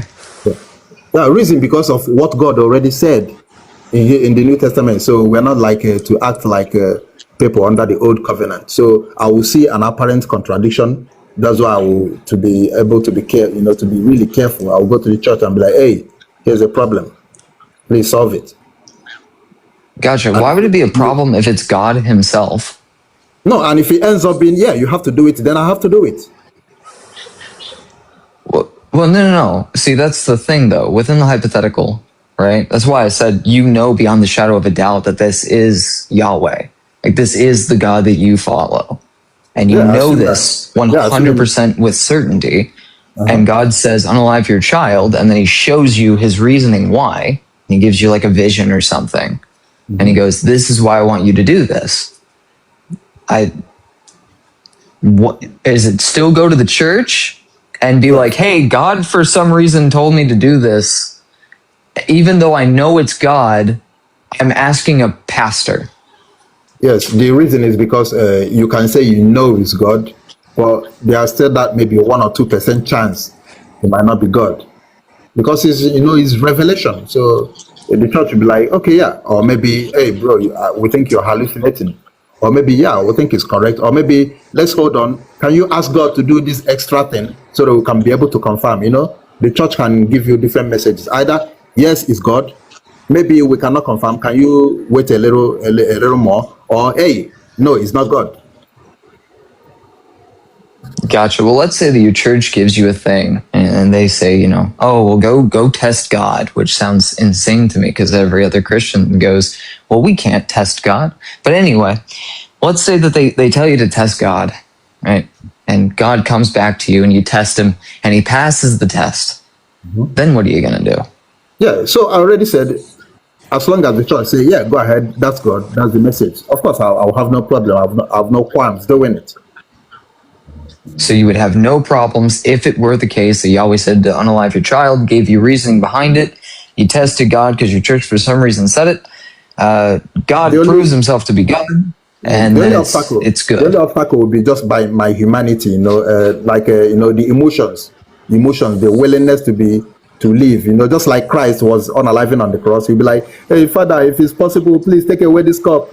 By the end of the day, now it's your will, that kind of thing. Yeah. So since I'm a human being, I'll be like, but I will still have to follow up because God knows best. God created every human being, and God understands his creation, and he doesn't need a justification from human being to be able to do what he wants because he knows best. He sees the whole world. He's omniscience. Wait, really quick, does he know his creation? More than the creation know themselves, of course. Does he actually know his creation? I'm just making sure. I want to solidify this answer. God knows you more than you know yourself. Take that to the bank. Fantastic. Do you remember in the Magical Bible, the book of the Christians? Yeah, where it talks about of what? Of legend. Yes, the book of legend. Yes, the book of legend, as they say. Do you remember in that book? I believe it's Deuteronomy, where we talk about a woman and what is to come of her if she doesn't bleed on the night that they consummate the marriage. Do you remember what the outcome for the woman is if there's no blood? Yeah. What? Deuteronomy 22:13 through 21. Yeah, so if there's no blood, you take you report to the parents, and that the woman will be unalive according to the law of the culture. Yeah. Really quick, Ace. Do me a solid. Okay. You do your questions and then hand it back to me, because you're the woman, so you get to do that. Okay. So, Lerion, do you know how many women bleed their first time? How many women did what? Do you know how many women bleed the first time they have sex? No, I wouldn't know. I wouldn't have that number. About 46% of women bleed the first time their first time. 54% of women do not. Do you know why some women do not bleed their first time? Okay, I don't really trust the number, but let's work with the number, no problem. So we can work with the number. So the reason would be because I can give you my sources for this. no, I mean, do you know why someone? Sources is not the problem. The problem is how many data out of the whole world. But that's not the problem. It's not a big problem. Let's address the point. So the reason would be because they can a girl can engage in many physical activities, and even by the time they are having their first sex, they cannot bleed. So I study science, so I know. You would understand that not all women bleed their first time, right? Yeah, of course. And some women also bleed multiple times. Like after their first time, maybe they can bleed the second time. Yes, because the hymen. The hymen is a very questionable test method. Okay, Cedro. Yeah. Yep. So, sorry, I'm eating a special candy. So with that being said, if not all women bleed their first time, God would have made a law saying, hey, if it's the case that there's no blood on the sheet, the woman's to be stoned. And God knows that not all women will bleed. God gives a law knowing that innocent women are going to be unalived. Would we call this God good?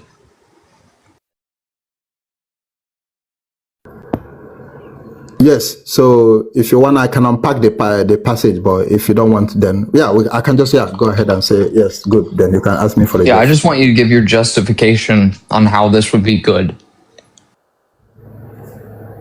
Yeah. So the reason is because, first of all, the way the Bible, the authors they write from their own perspective. So it's not like God directly inspired me, then I'm translating word for word the way I receive it. No, that's not the case. When you talk about people who read the Bible, especially in the Old Testament, is they get inspired and they are translating the inspiration in human language. So you have to bring in the way human beings behave, which metaphysically, if you study metaphysics, it will not be accurate. But that's still a correct and true expression, but not accurate. So now, it's because of something we call anthropomorphism. So now, coming back to the text itself, first, it's not about the passage will say, like, the father and the mother of the young woman will bring the evidence of her virginity. Okay, so in Hebrew, and the evidence would be the sheet, right? And either there's going to be blood or there's going to be no blood. That's Betolim. They're talking of evidence of virginity. So, but it doesn't say hymen or membrane or anything like bleeding. So those things are no, obviously, right? But real quick, the Israelites would have known none of this, right? But the all-knowing God that gives them this law, he would know this, right? Because he's an all-knowing being who knows his creation. And so he knows, again, when he passed this law, when he gave it, that innocent human beings would be unalived. Yes, but again, remember, it's not like God transmitting the message one-on-one. It's still filtered through human expression. In the human context, in the way their society operates, that's how they receive the message. So it's not like God dictating directly, no, this is the way it should be. No, it's just a human being receiving inspiration, contextualized by their culture and their language, and they transmit it. So we reading it today, we have to also put our minds, be in that same mindset. We don't just like being a scientific, more precise-minded thinkers, translate it immediately. We'll get it wrong. You have to have a mind shift, kind of a shift the way you understand it back to that way of understanding it. Then you have a correct understanding. Gotcha. So just real quick, because I'm curious, I'm assuming that, like, if we had a president, right, and this president, he made it legal to unalive certain people, not all people, just certain people, right? And people went around and they were unaliving those certain people, whatever whatever needs to be put there, I don't care. I'm not trying to make this into an interesting argument, but would we say that like that president is a good person? Like, would we say that's a good thing? If he does what? Can you say it again? Yeah. So let's say that we have a president, and the president says that like you can unalive certain people. Right? Would we say that that's like a good person? Yeah, it depends on, like, you have a capital punishment, so it depends. Or we have also military. So again, gotcha. Well, yeah.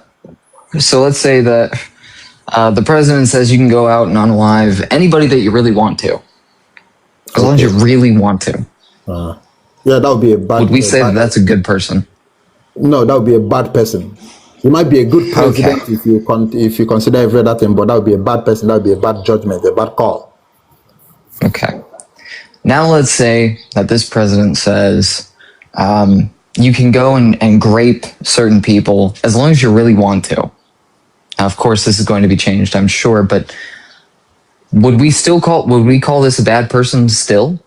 Yeah, anybody who says you can grape, ipso facto, wrong call. I would agree. So, like, when God says to do these things, why do we go, that's all right? I know God never says to do these things. Oh, sure he does. No, God will never command grape. He will never command murder. Sure he does. Murder. Yeah, you're good. Yeah, schmurder or unaliving, whatever word you want to go with. Two reasons. One is a quick one. Based on the nature of God, God cannot command anything contrary to his nature. Therefore, God's action is ipso facto justified. That is not the same. That is just the simple. But the second one, which is more explanatory, is the passages you bring up, or the supposed command or act. You have to consider. Let's say for example, God says, "Go and unalive this nation." Even the innocent ones in that nation. Okay, I'm just helping you. Yeah. We'll start with the Amalekites. Yeah, even the innocent ones there. So now, how is it not? Well, during the Amalekite ones, they were all innocent. Like those were 400 years after the ones in Exodus. Yeah. So like these people, 400 years later, would have had no idea about what happened, or maybe they do. I don't know. Yeah, because but God literally goes. Let's make it better. I'll even make it better. Okay, because we can agree that even if we say God cannot commit murder by unaliving bad people. Okay, so we'll put those ones off the table. Let's consider only the innocent ones. Those are the problems. Yeah. So would it be murder? Because we agree that not every unaliving is murder. So not every unaliving is wrong. Only murder is wrong, right? Do we have an agreement? Sure. Like the unjustified unalivement of somebody would be considered murder. Right. Sure, I could say that would be a bad thing. Right. So since it is the case that not every unaliving is murder, the question would be: is God commanding the unalivement of innocent people murder or not? If it's murder, then God will be faulty. God will be making the wrong call. So now we have 400 years later, after the Amalekites in Exodus, I'd say that would be unjustified. Yeah, of course, you say that, but we'll have to consider the basis for making that judgment. So now, again, I already, from my position, I think I already addressed it with my first comment. God, nature is the law itself, is self-justifying. But just let's not consider that. Let's spend more time on this. Now, I want to go to the longest route instead of the short answer. So if we consider that God is the author of life, it means that all life, every life belongs to him. Can I, as a robotic engineer, not have the right over what I produce? If I say, hey, this robot, I think I should reduce you guys to 5, 15 from 15 yesterday, I don't need 10 of you. Do I need to justify it to anybody? Of course not. But if you come into my lab and you'll be like, hey, you knocked down one of my robots, I'll sue you because you violated my right. I'm the owner of these quote unquote robotic lives. That's why you cannot attribute murder to God, because he is the author of life. He doesn't need to justify and say, hey, Lyrian, do you permit me to unalive this? No. Or do you permit me to unalive you today? No. If he does that, that would be awesome. I'll appreciate that, but he doesn't have to. That's why you cannot attribute any wrongdoing to something that he owns, something he has absolute rights over. You.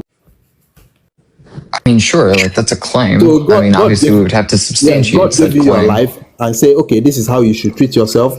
In fact, your self-ownership is within a boundary. It has limitation. For example, you cannot unalive yourself. You don't have that right. If you do it, that would be immoral. Yeah, wait, but real quick, right? Sure, I'll grant it. Yahweh tells us how we should be. So does Allah. So do a bunch of the other gods that used to exist or do exist or whatever way you want me to word it.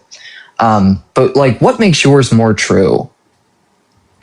Yeah, because I will argue that it corresponds with reality more than any other view.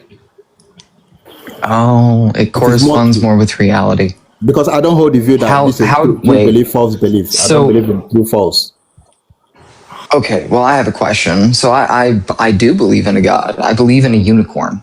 And the unicorn is it's necessary. Sorry, the unicorn is a necessary precondition for logic and morals and all these things. Would you say that my belief is justified or unjustified? I would say we're probably talking about the same thing, but using a different name. Because no, my God definitely came before yours. Here's why. You're describing the nature. So what I'm looking for is the attribute. Once you get the attribute, I'll be like, yeah, that's it. And you say, oh, that's a unicorn. I'll be like, okay. You correctly described the attribute, but just gave it a different name. Yeah, I mean, the unicorn can also give me divine revelation and all these other things. What makes yours more true than mine?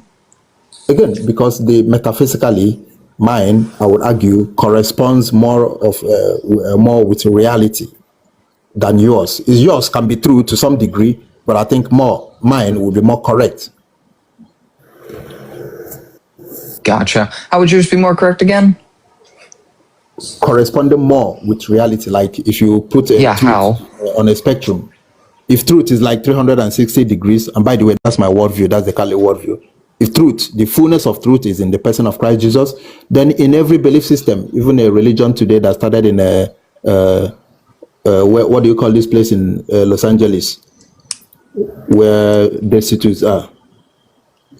Somewhere in downtown LA. So any religion founded there this afternoon has some truth in it, maybe 10 degrees, maybe 50 degrees, maybe Islam is 100 degrees, maybe Buddhism is 150. But in the Christ Church, you find the fullness of truth. So that's why I think if you're judging against reality, mine will conform to reality more than any other belief system, even though they have some truth in their belief system, but they also have a lot of falsehood mixed up. I understand what you're saying. I really do.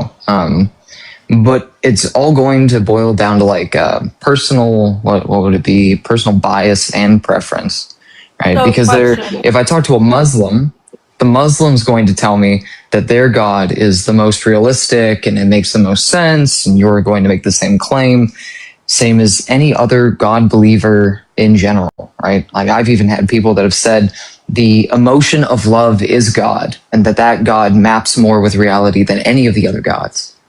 So like, how would I know which of you multiple different types of theists would be telling the truth?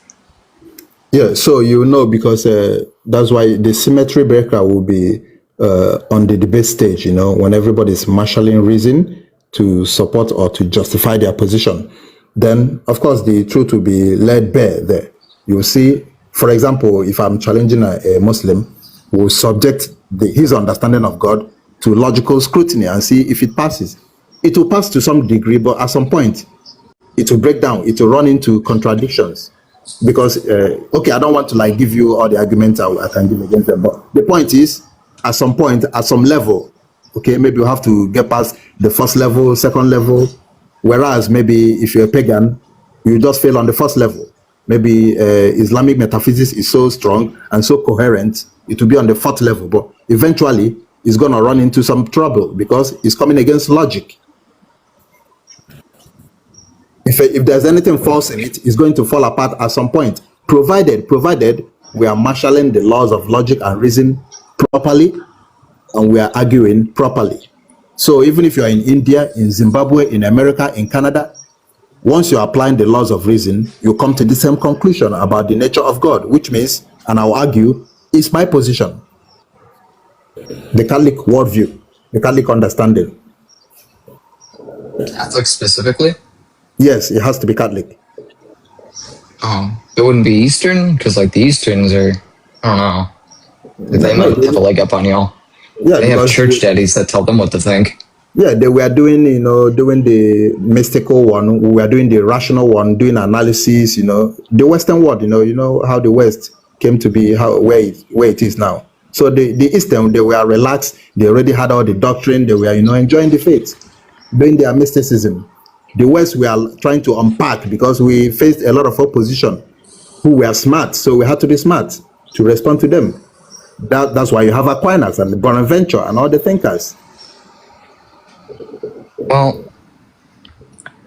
but I mean, aren't you guys kind of like the same? I mean, you guys take, the flesh of God or flesh of Christ and the blood of Christ. Yeah. And then, like, you kind of pray to, like, a statue of Mary, and you say that it's totally not idolatry, even though that fits the exact criteria most times. Yeah, 99. I mean, I would say aren't you guys just as sacrilegious as they are? 99.8% we are the same. But the problem is they cannot go far based on reason. Like, they don't really accept natural law, which will be, a good exercise of rational mind. So, like I already said, they are enjoying the faith, dealing in the mysticism, which you can find in the church, which is good in itself. But they didn't like thread down the rational part, to have argumentation. So when you're discussing with them, when you're having dialogue or debate with them, at some point they'll be like, yeah, we don't really go into that. Maybe you're trying to unpack the mystery of the Trinity or some nature of God. They'll be like, yeah, we don't really go into that. We just believe this. Okay, forget about that. We don't go into that. And same with Islam. But we, Christian, because of the West, the way the Western mind works, the Catholic Church, we say no. Even if you, the opponent, run out of question, we generate a new question and answer it. That's how crazy we are. We'll be like, this is not fun. We generate questions, even stupid ones, and we'll try to answer them. So for us, I wish more of your Christian brethren. This is too mystical to answer. No, we'll be like, we'll keep pushing and pushing and pushing until we can't push anymore. Yeah. I wish more of your Christian brethren would do that, because every time they talk to me, they sound like a bunch of babbling morons. Yeah, but they have no idea what their book says. They have no idea what their God is. They don't even know what their God comes from. Yeah, but to be fair, it's not meant because that would be unfair of God to require even literacy to be a believer to go to heaven. So for the masses, for the general masses, all these things are not meant for them. They are just meant to listen to the teachers and follow along and live a good life and go to heaven. It's meant to. If you go to the Bible, you see Paul. The reason why Paul is telling Timothy and Titus, you should study the word, make sure read the word, so that we be the man of God may be equipped for the good work. It's because of the good work itself, because they are preachers, they're evangelists. So it's not meant for you as a lay reader. You go to your shop or you go to your work in the morning, you come back, tend to your family, do this one. You don't have all that time. All you have to do, hey, go to church, listen to the teaching, try to incorporate them into your life, and you are good. You don't need to be literate. You don't need to know how to read the Bible. Gotcha. Well, real quick, I'm curious before before your timer runs out. Let's say that there's this person that lives perfect, right? That completely perfect, not perfect as in the way of Jesus. I'm not trying to assert that, but they just live a good, healthy life. They're good to people. One problem though, they're deaf and they're blind. So they can't hear the message of God and they can't read the message of God, or at least they can't, physically see it. Mm-hmm. And they don't know Braille for some odd reason.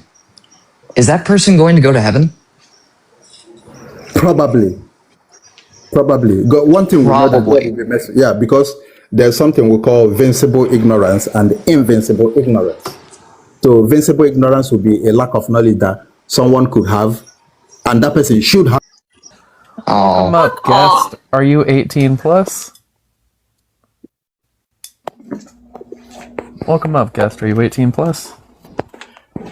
Hello, unbelievers. Welcome up. Are you 18 plus? Oh, definitely. Hello, Theist. May we get your pronouns, please? He? Excellent. Him? Do you believe in a God? The only true God, the one that loves you. Which one? I mean, to be fair, when he came in saying non-believers, that would have been evident. Well, yeah, but Revelation. ask the questions. Which God is it? Revelation 21:8. All unbelievers will have the part Can in you the tell lake of us fire. which God it is? Answer the questions.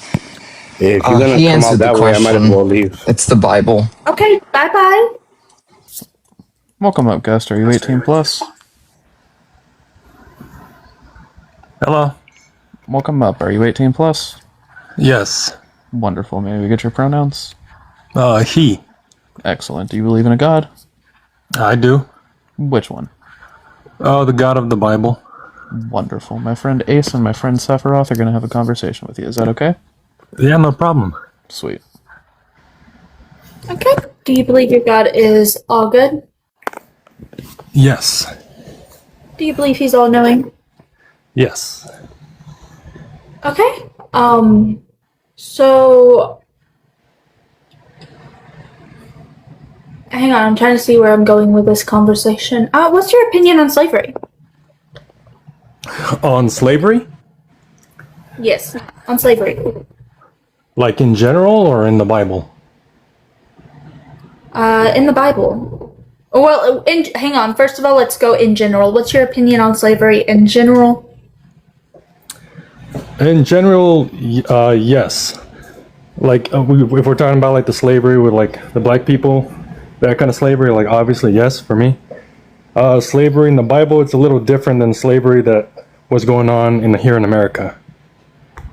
Okay, so I have a couple questions for you. All right. How did America go about getting the slaves? I believe they brought them from other countries. They bought them from other nations. Yeah. What did they do with the slaves? I mean, like, did they keep them as property? Pretty much, yeah. Did they pass them down from generation to generation? Yeah, I would assume they did. So, like Leviticus 25, 44 through 46 says?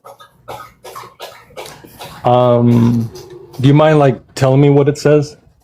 Leviticus 25, 44 through 46. Yeah, let me pull it up real quick so that way I can read it exactly how it's spoken, how it says in the book. Okay. Because I don't want to lead you the wrong way. We're going Leviticus. We're going... Fucking hell. So 44 through 46. As for the male and female slaves whom you may have, it is from the nations around you that you may acquire male and female slaves. You may also acquire them from among the aliens residing with you and from their families who are with you who have been born in your land. They may be your property. Constitution? What are you reading? Oh. You may keep them as a possession for your children after you, for them to inherit as property. These you may treat as slaves, but as for your fellow Israelites, no one shall rule over them with harshness.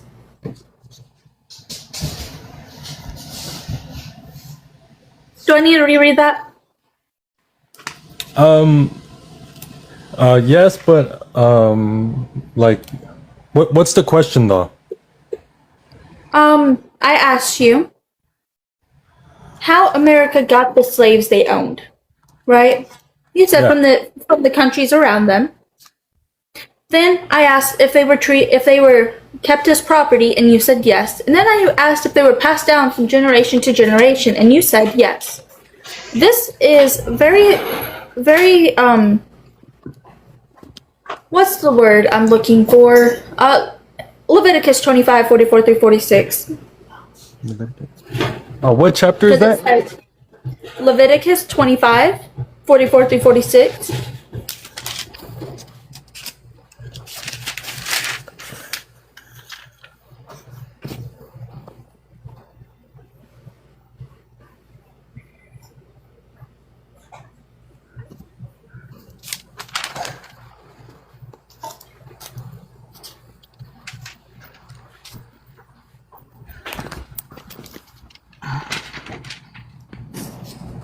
Sorry, I'm kind of slow.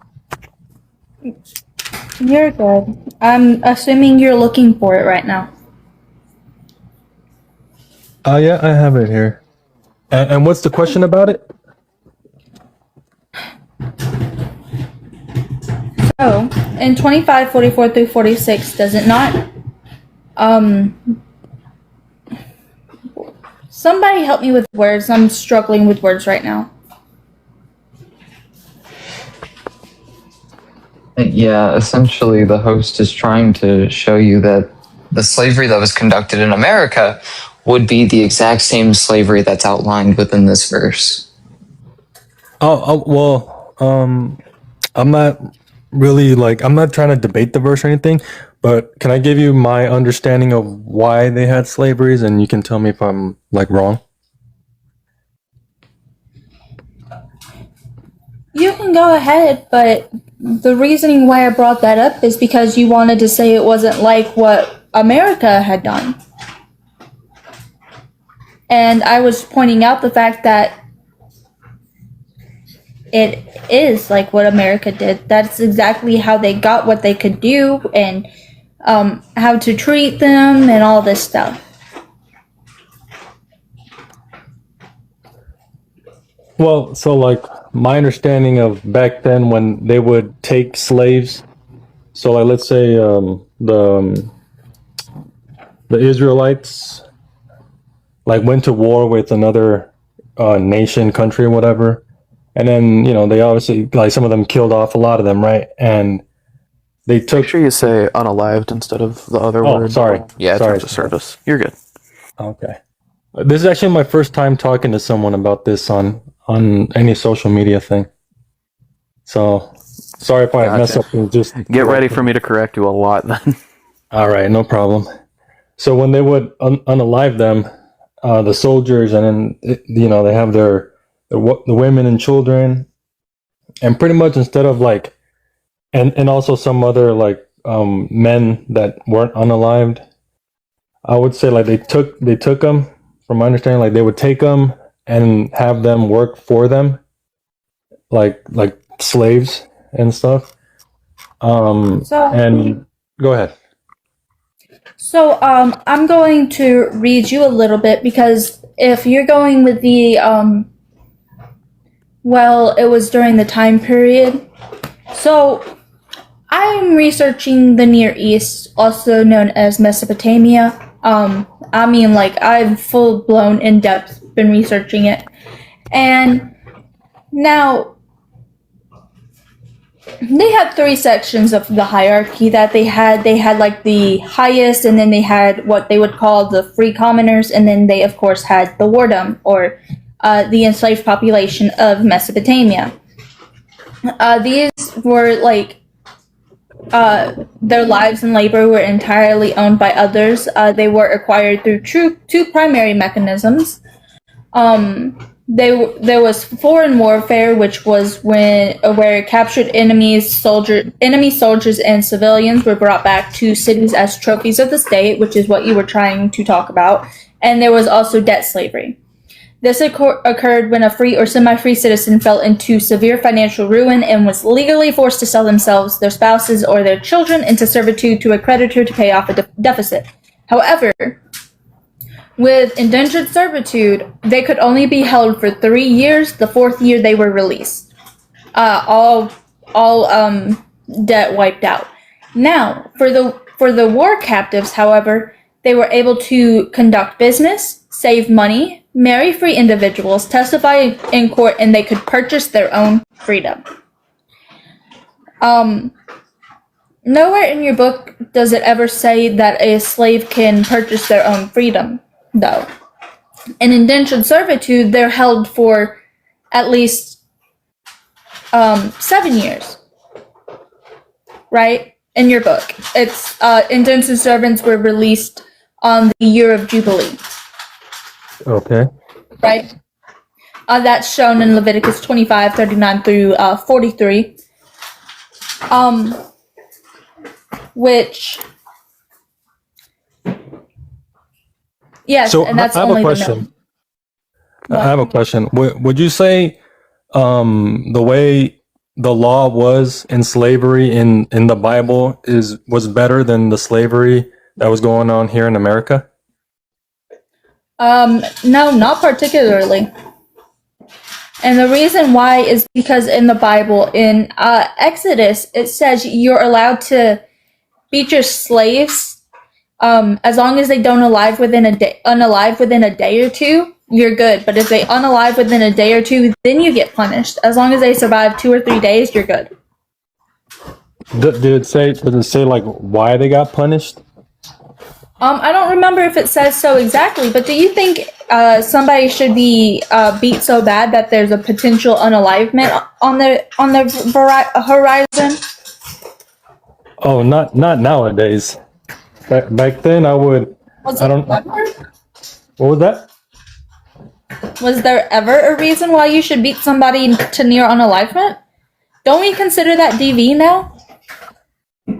Yeah, as right now, like yes, that's what I'm saying now. Back then, it was a little different.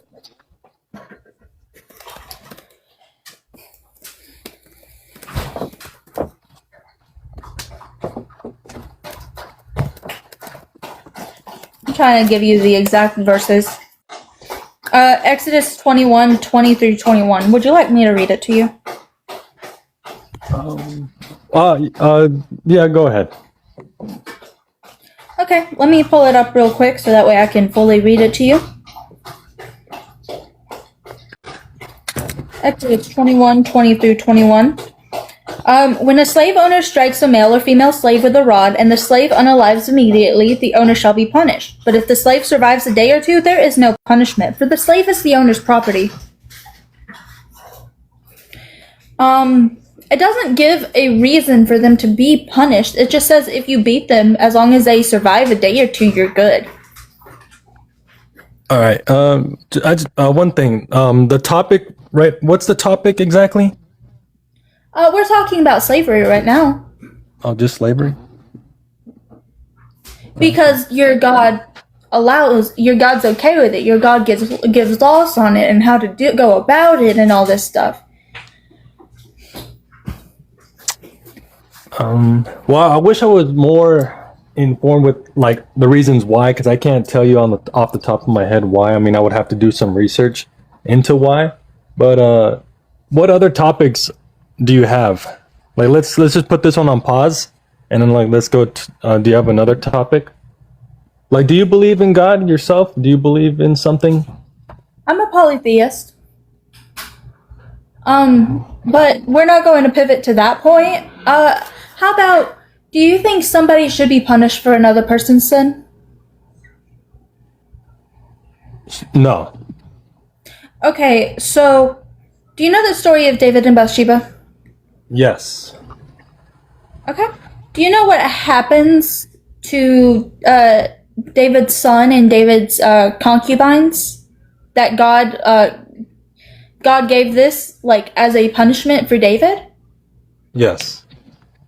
Okay, what happened to the baby? The baby died. He was sick for 7 days, so he was in extreme pain for a total of 7 days after being born, and then yes, he did unalive. For punishment of who? For what David did. Okay, so number one. So the baby gets punished for David. Yes. Okay. What happened to David's wives? I don't remember what happened to the wives.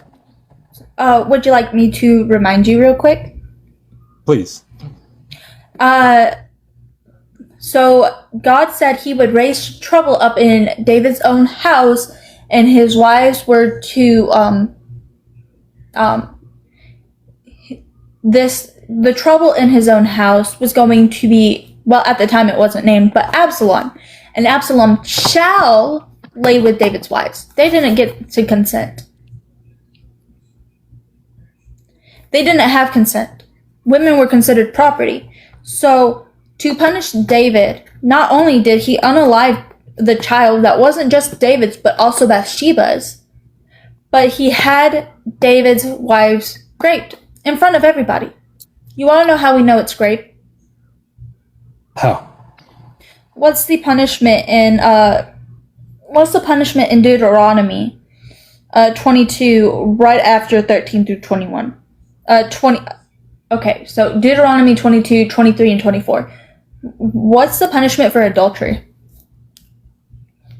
Back then, I believe it was death. Yes, they would be unalived.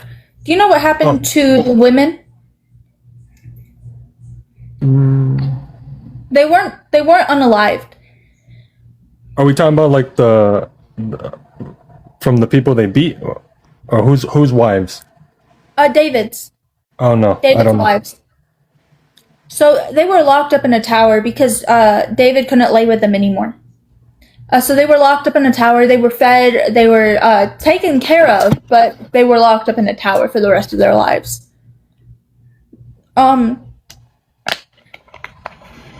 So again, they were punished for David committing a sin.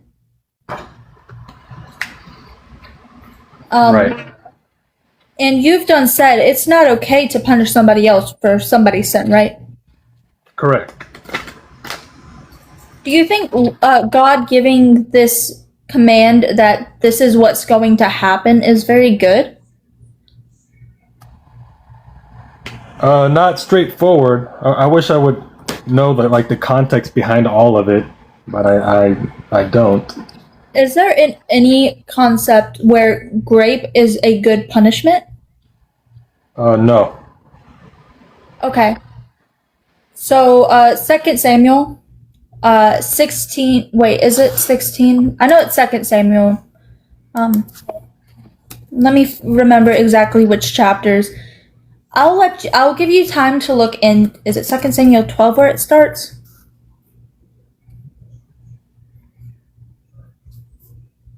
Does anybody remember exactly where this happens? I'm not wanting to have to look too far into it right now.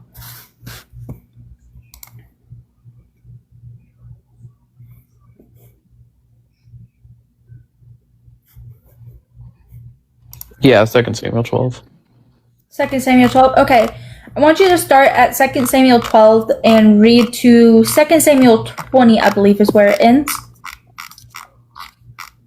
Just read the whole thing. Like chapter to chapter? I'm talking to him. I want him to do research because he No, said I know you're talking to him. Are you referring from chapter 12 to chapter 20? Yeah, might as well. Just make him read all 4 of them. Or wait, all of them, because I'm pretty sure 20 is where the punishment happens for the women. What happens to them anyways.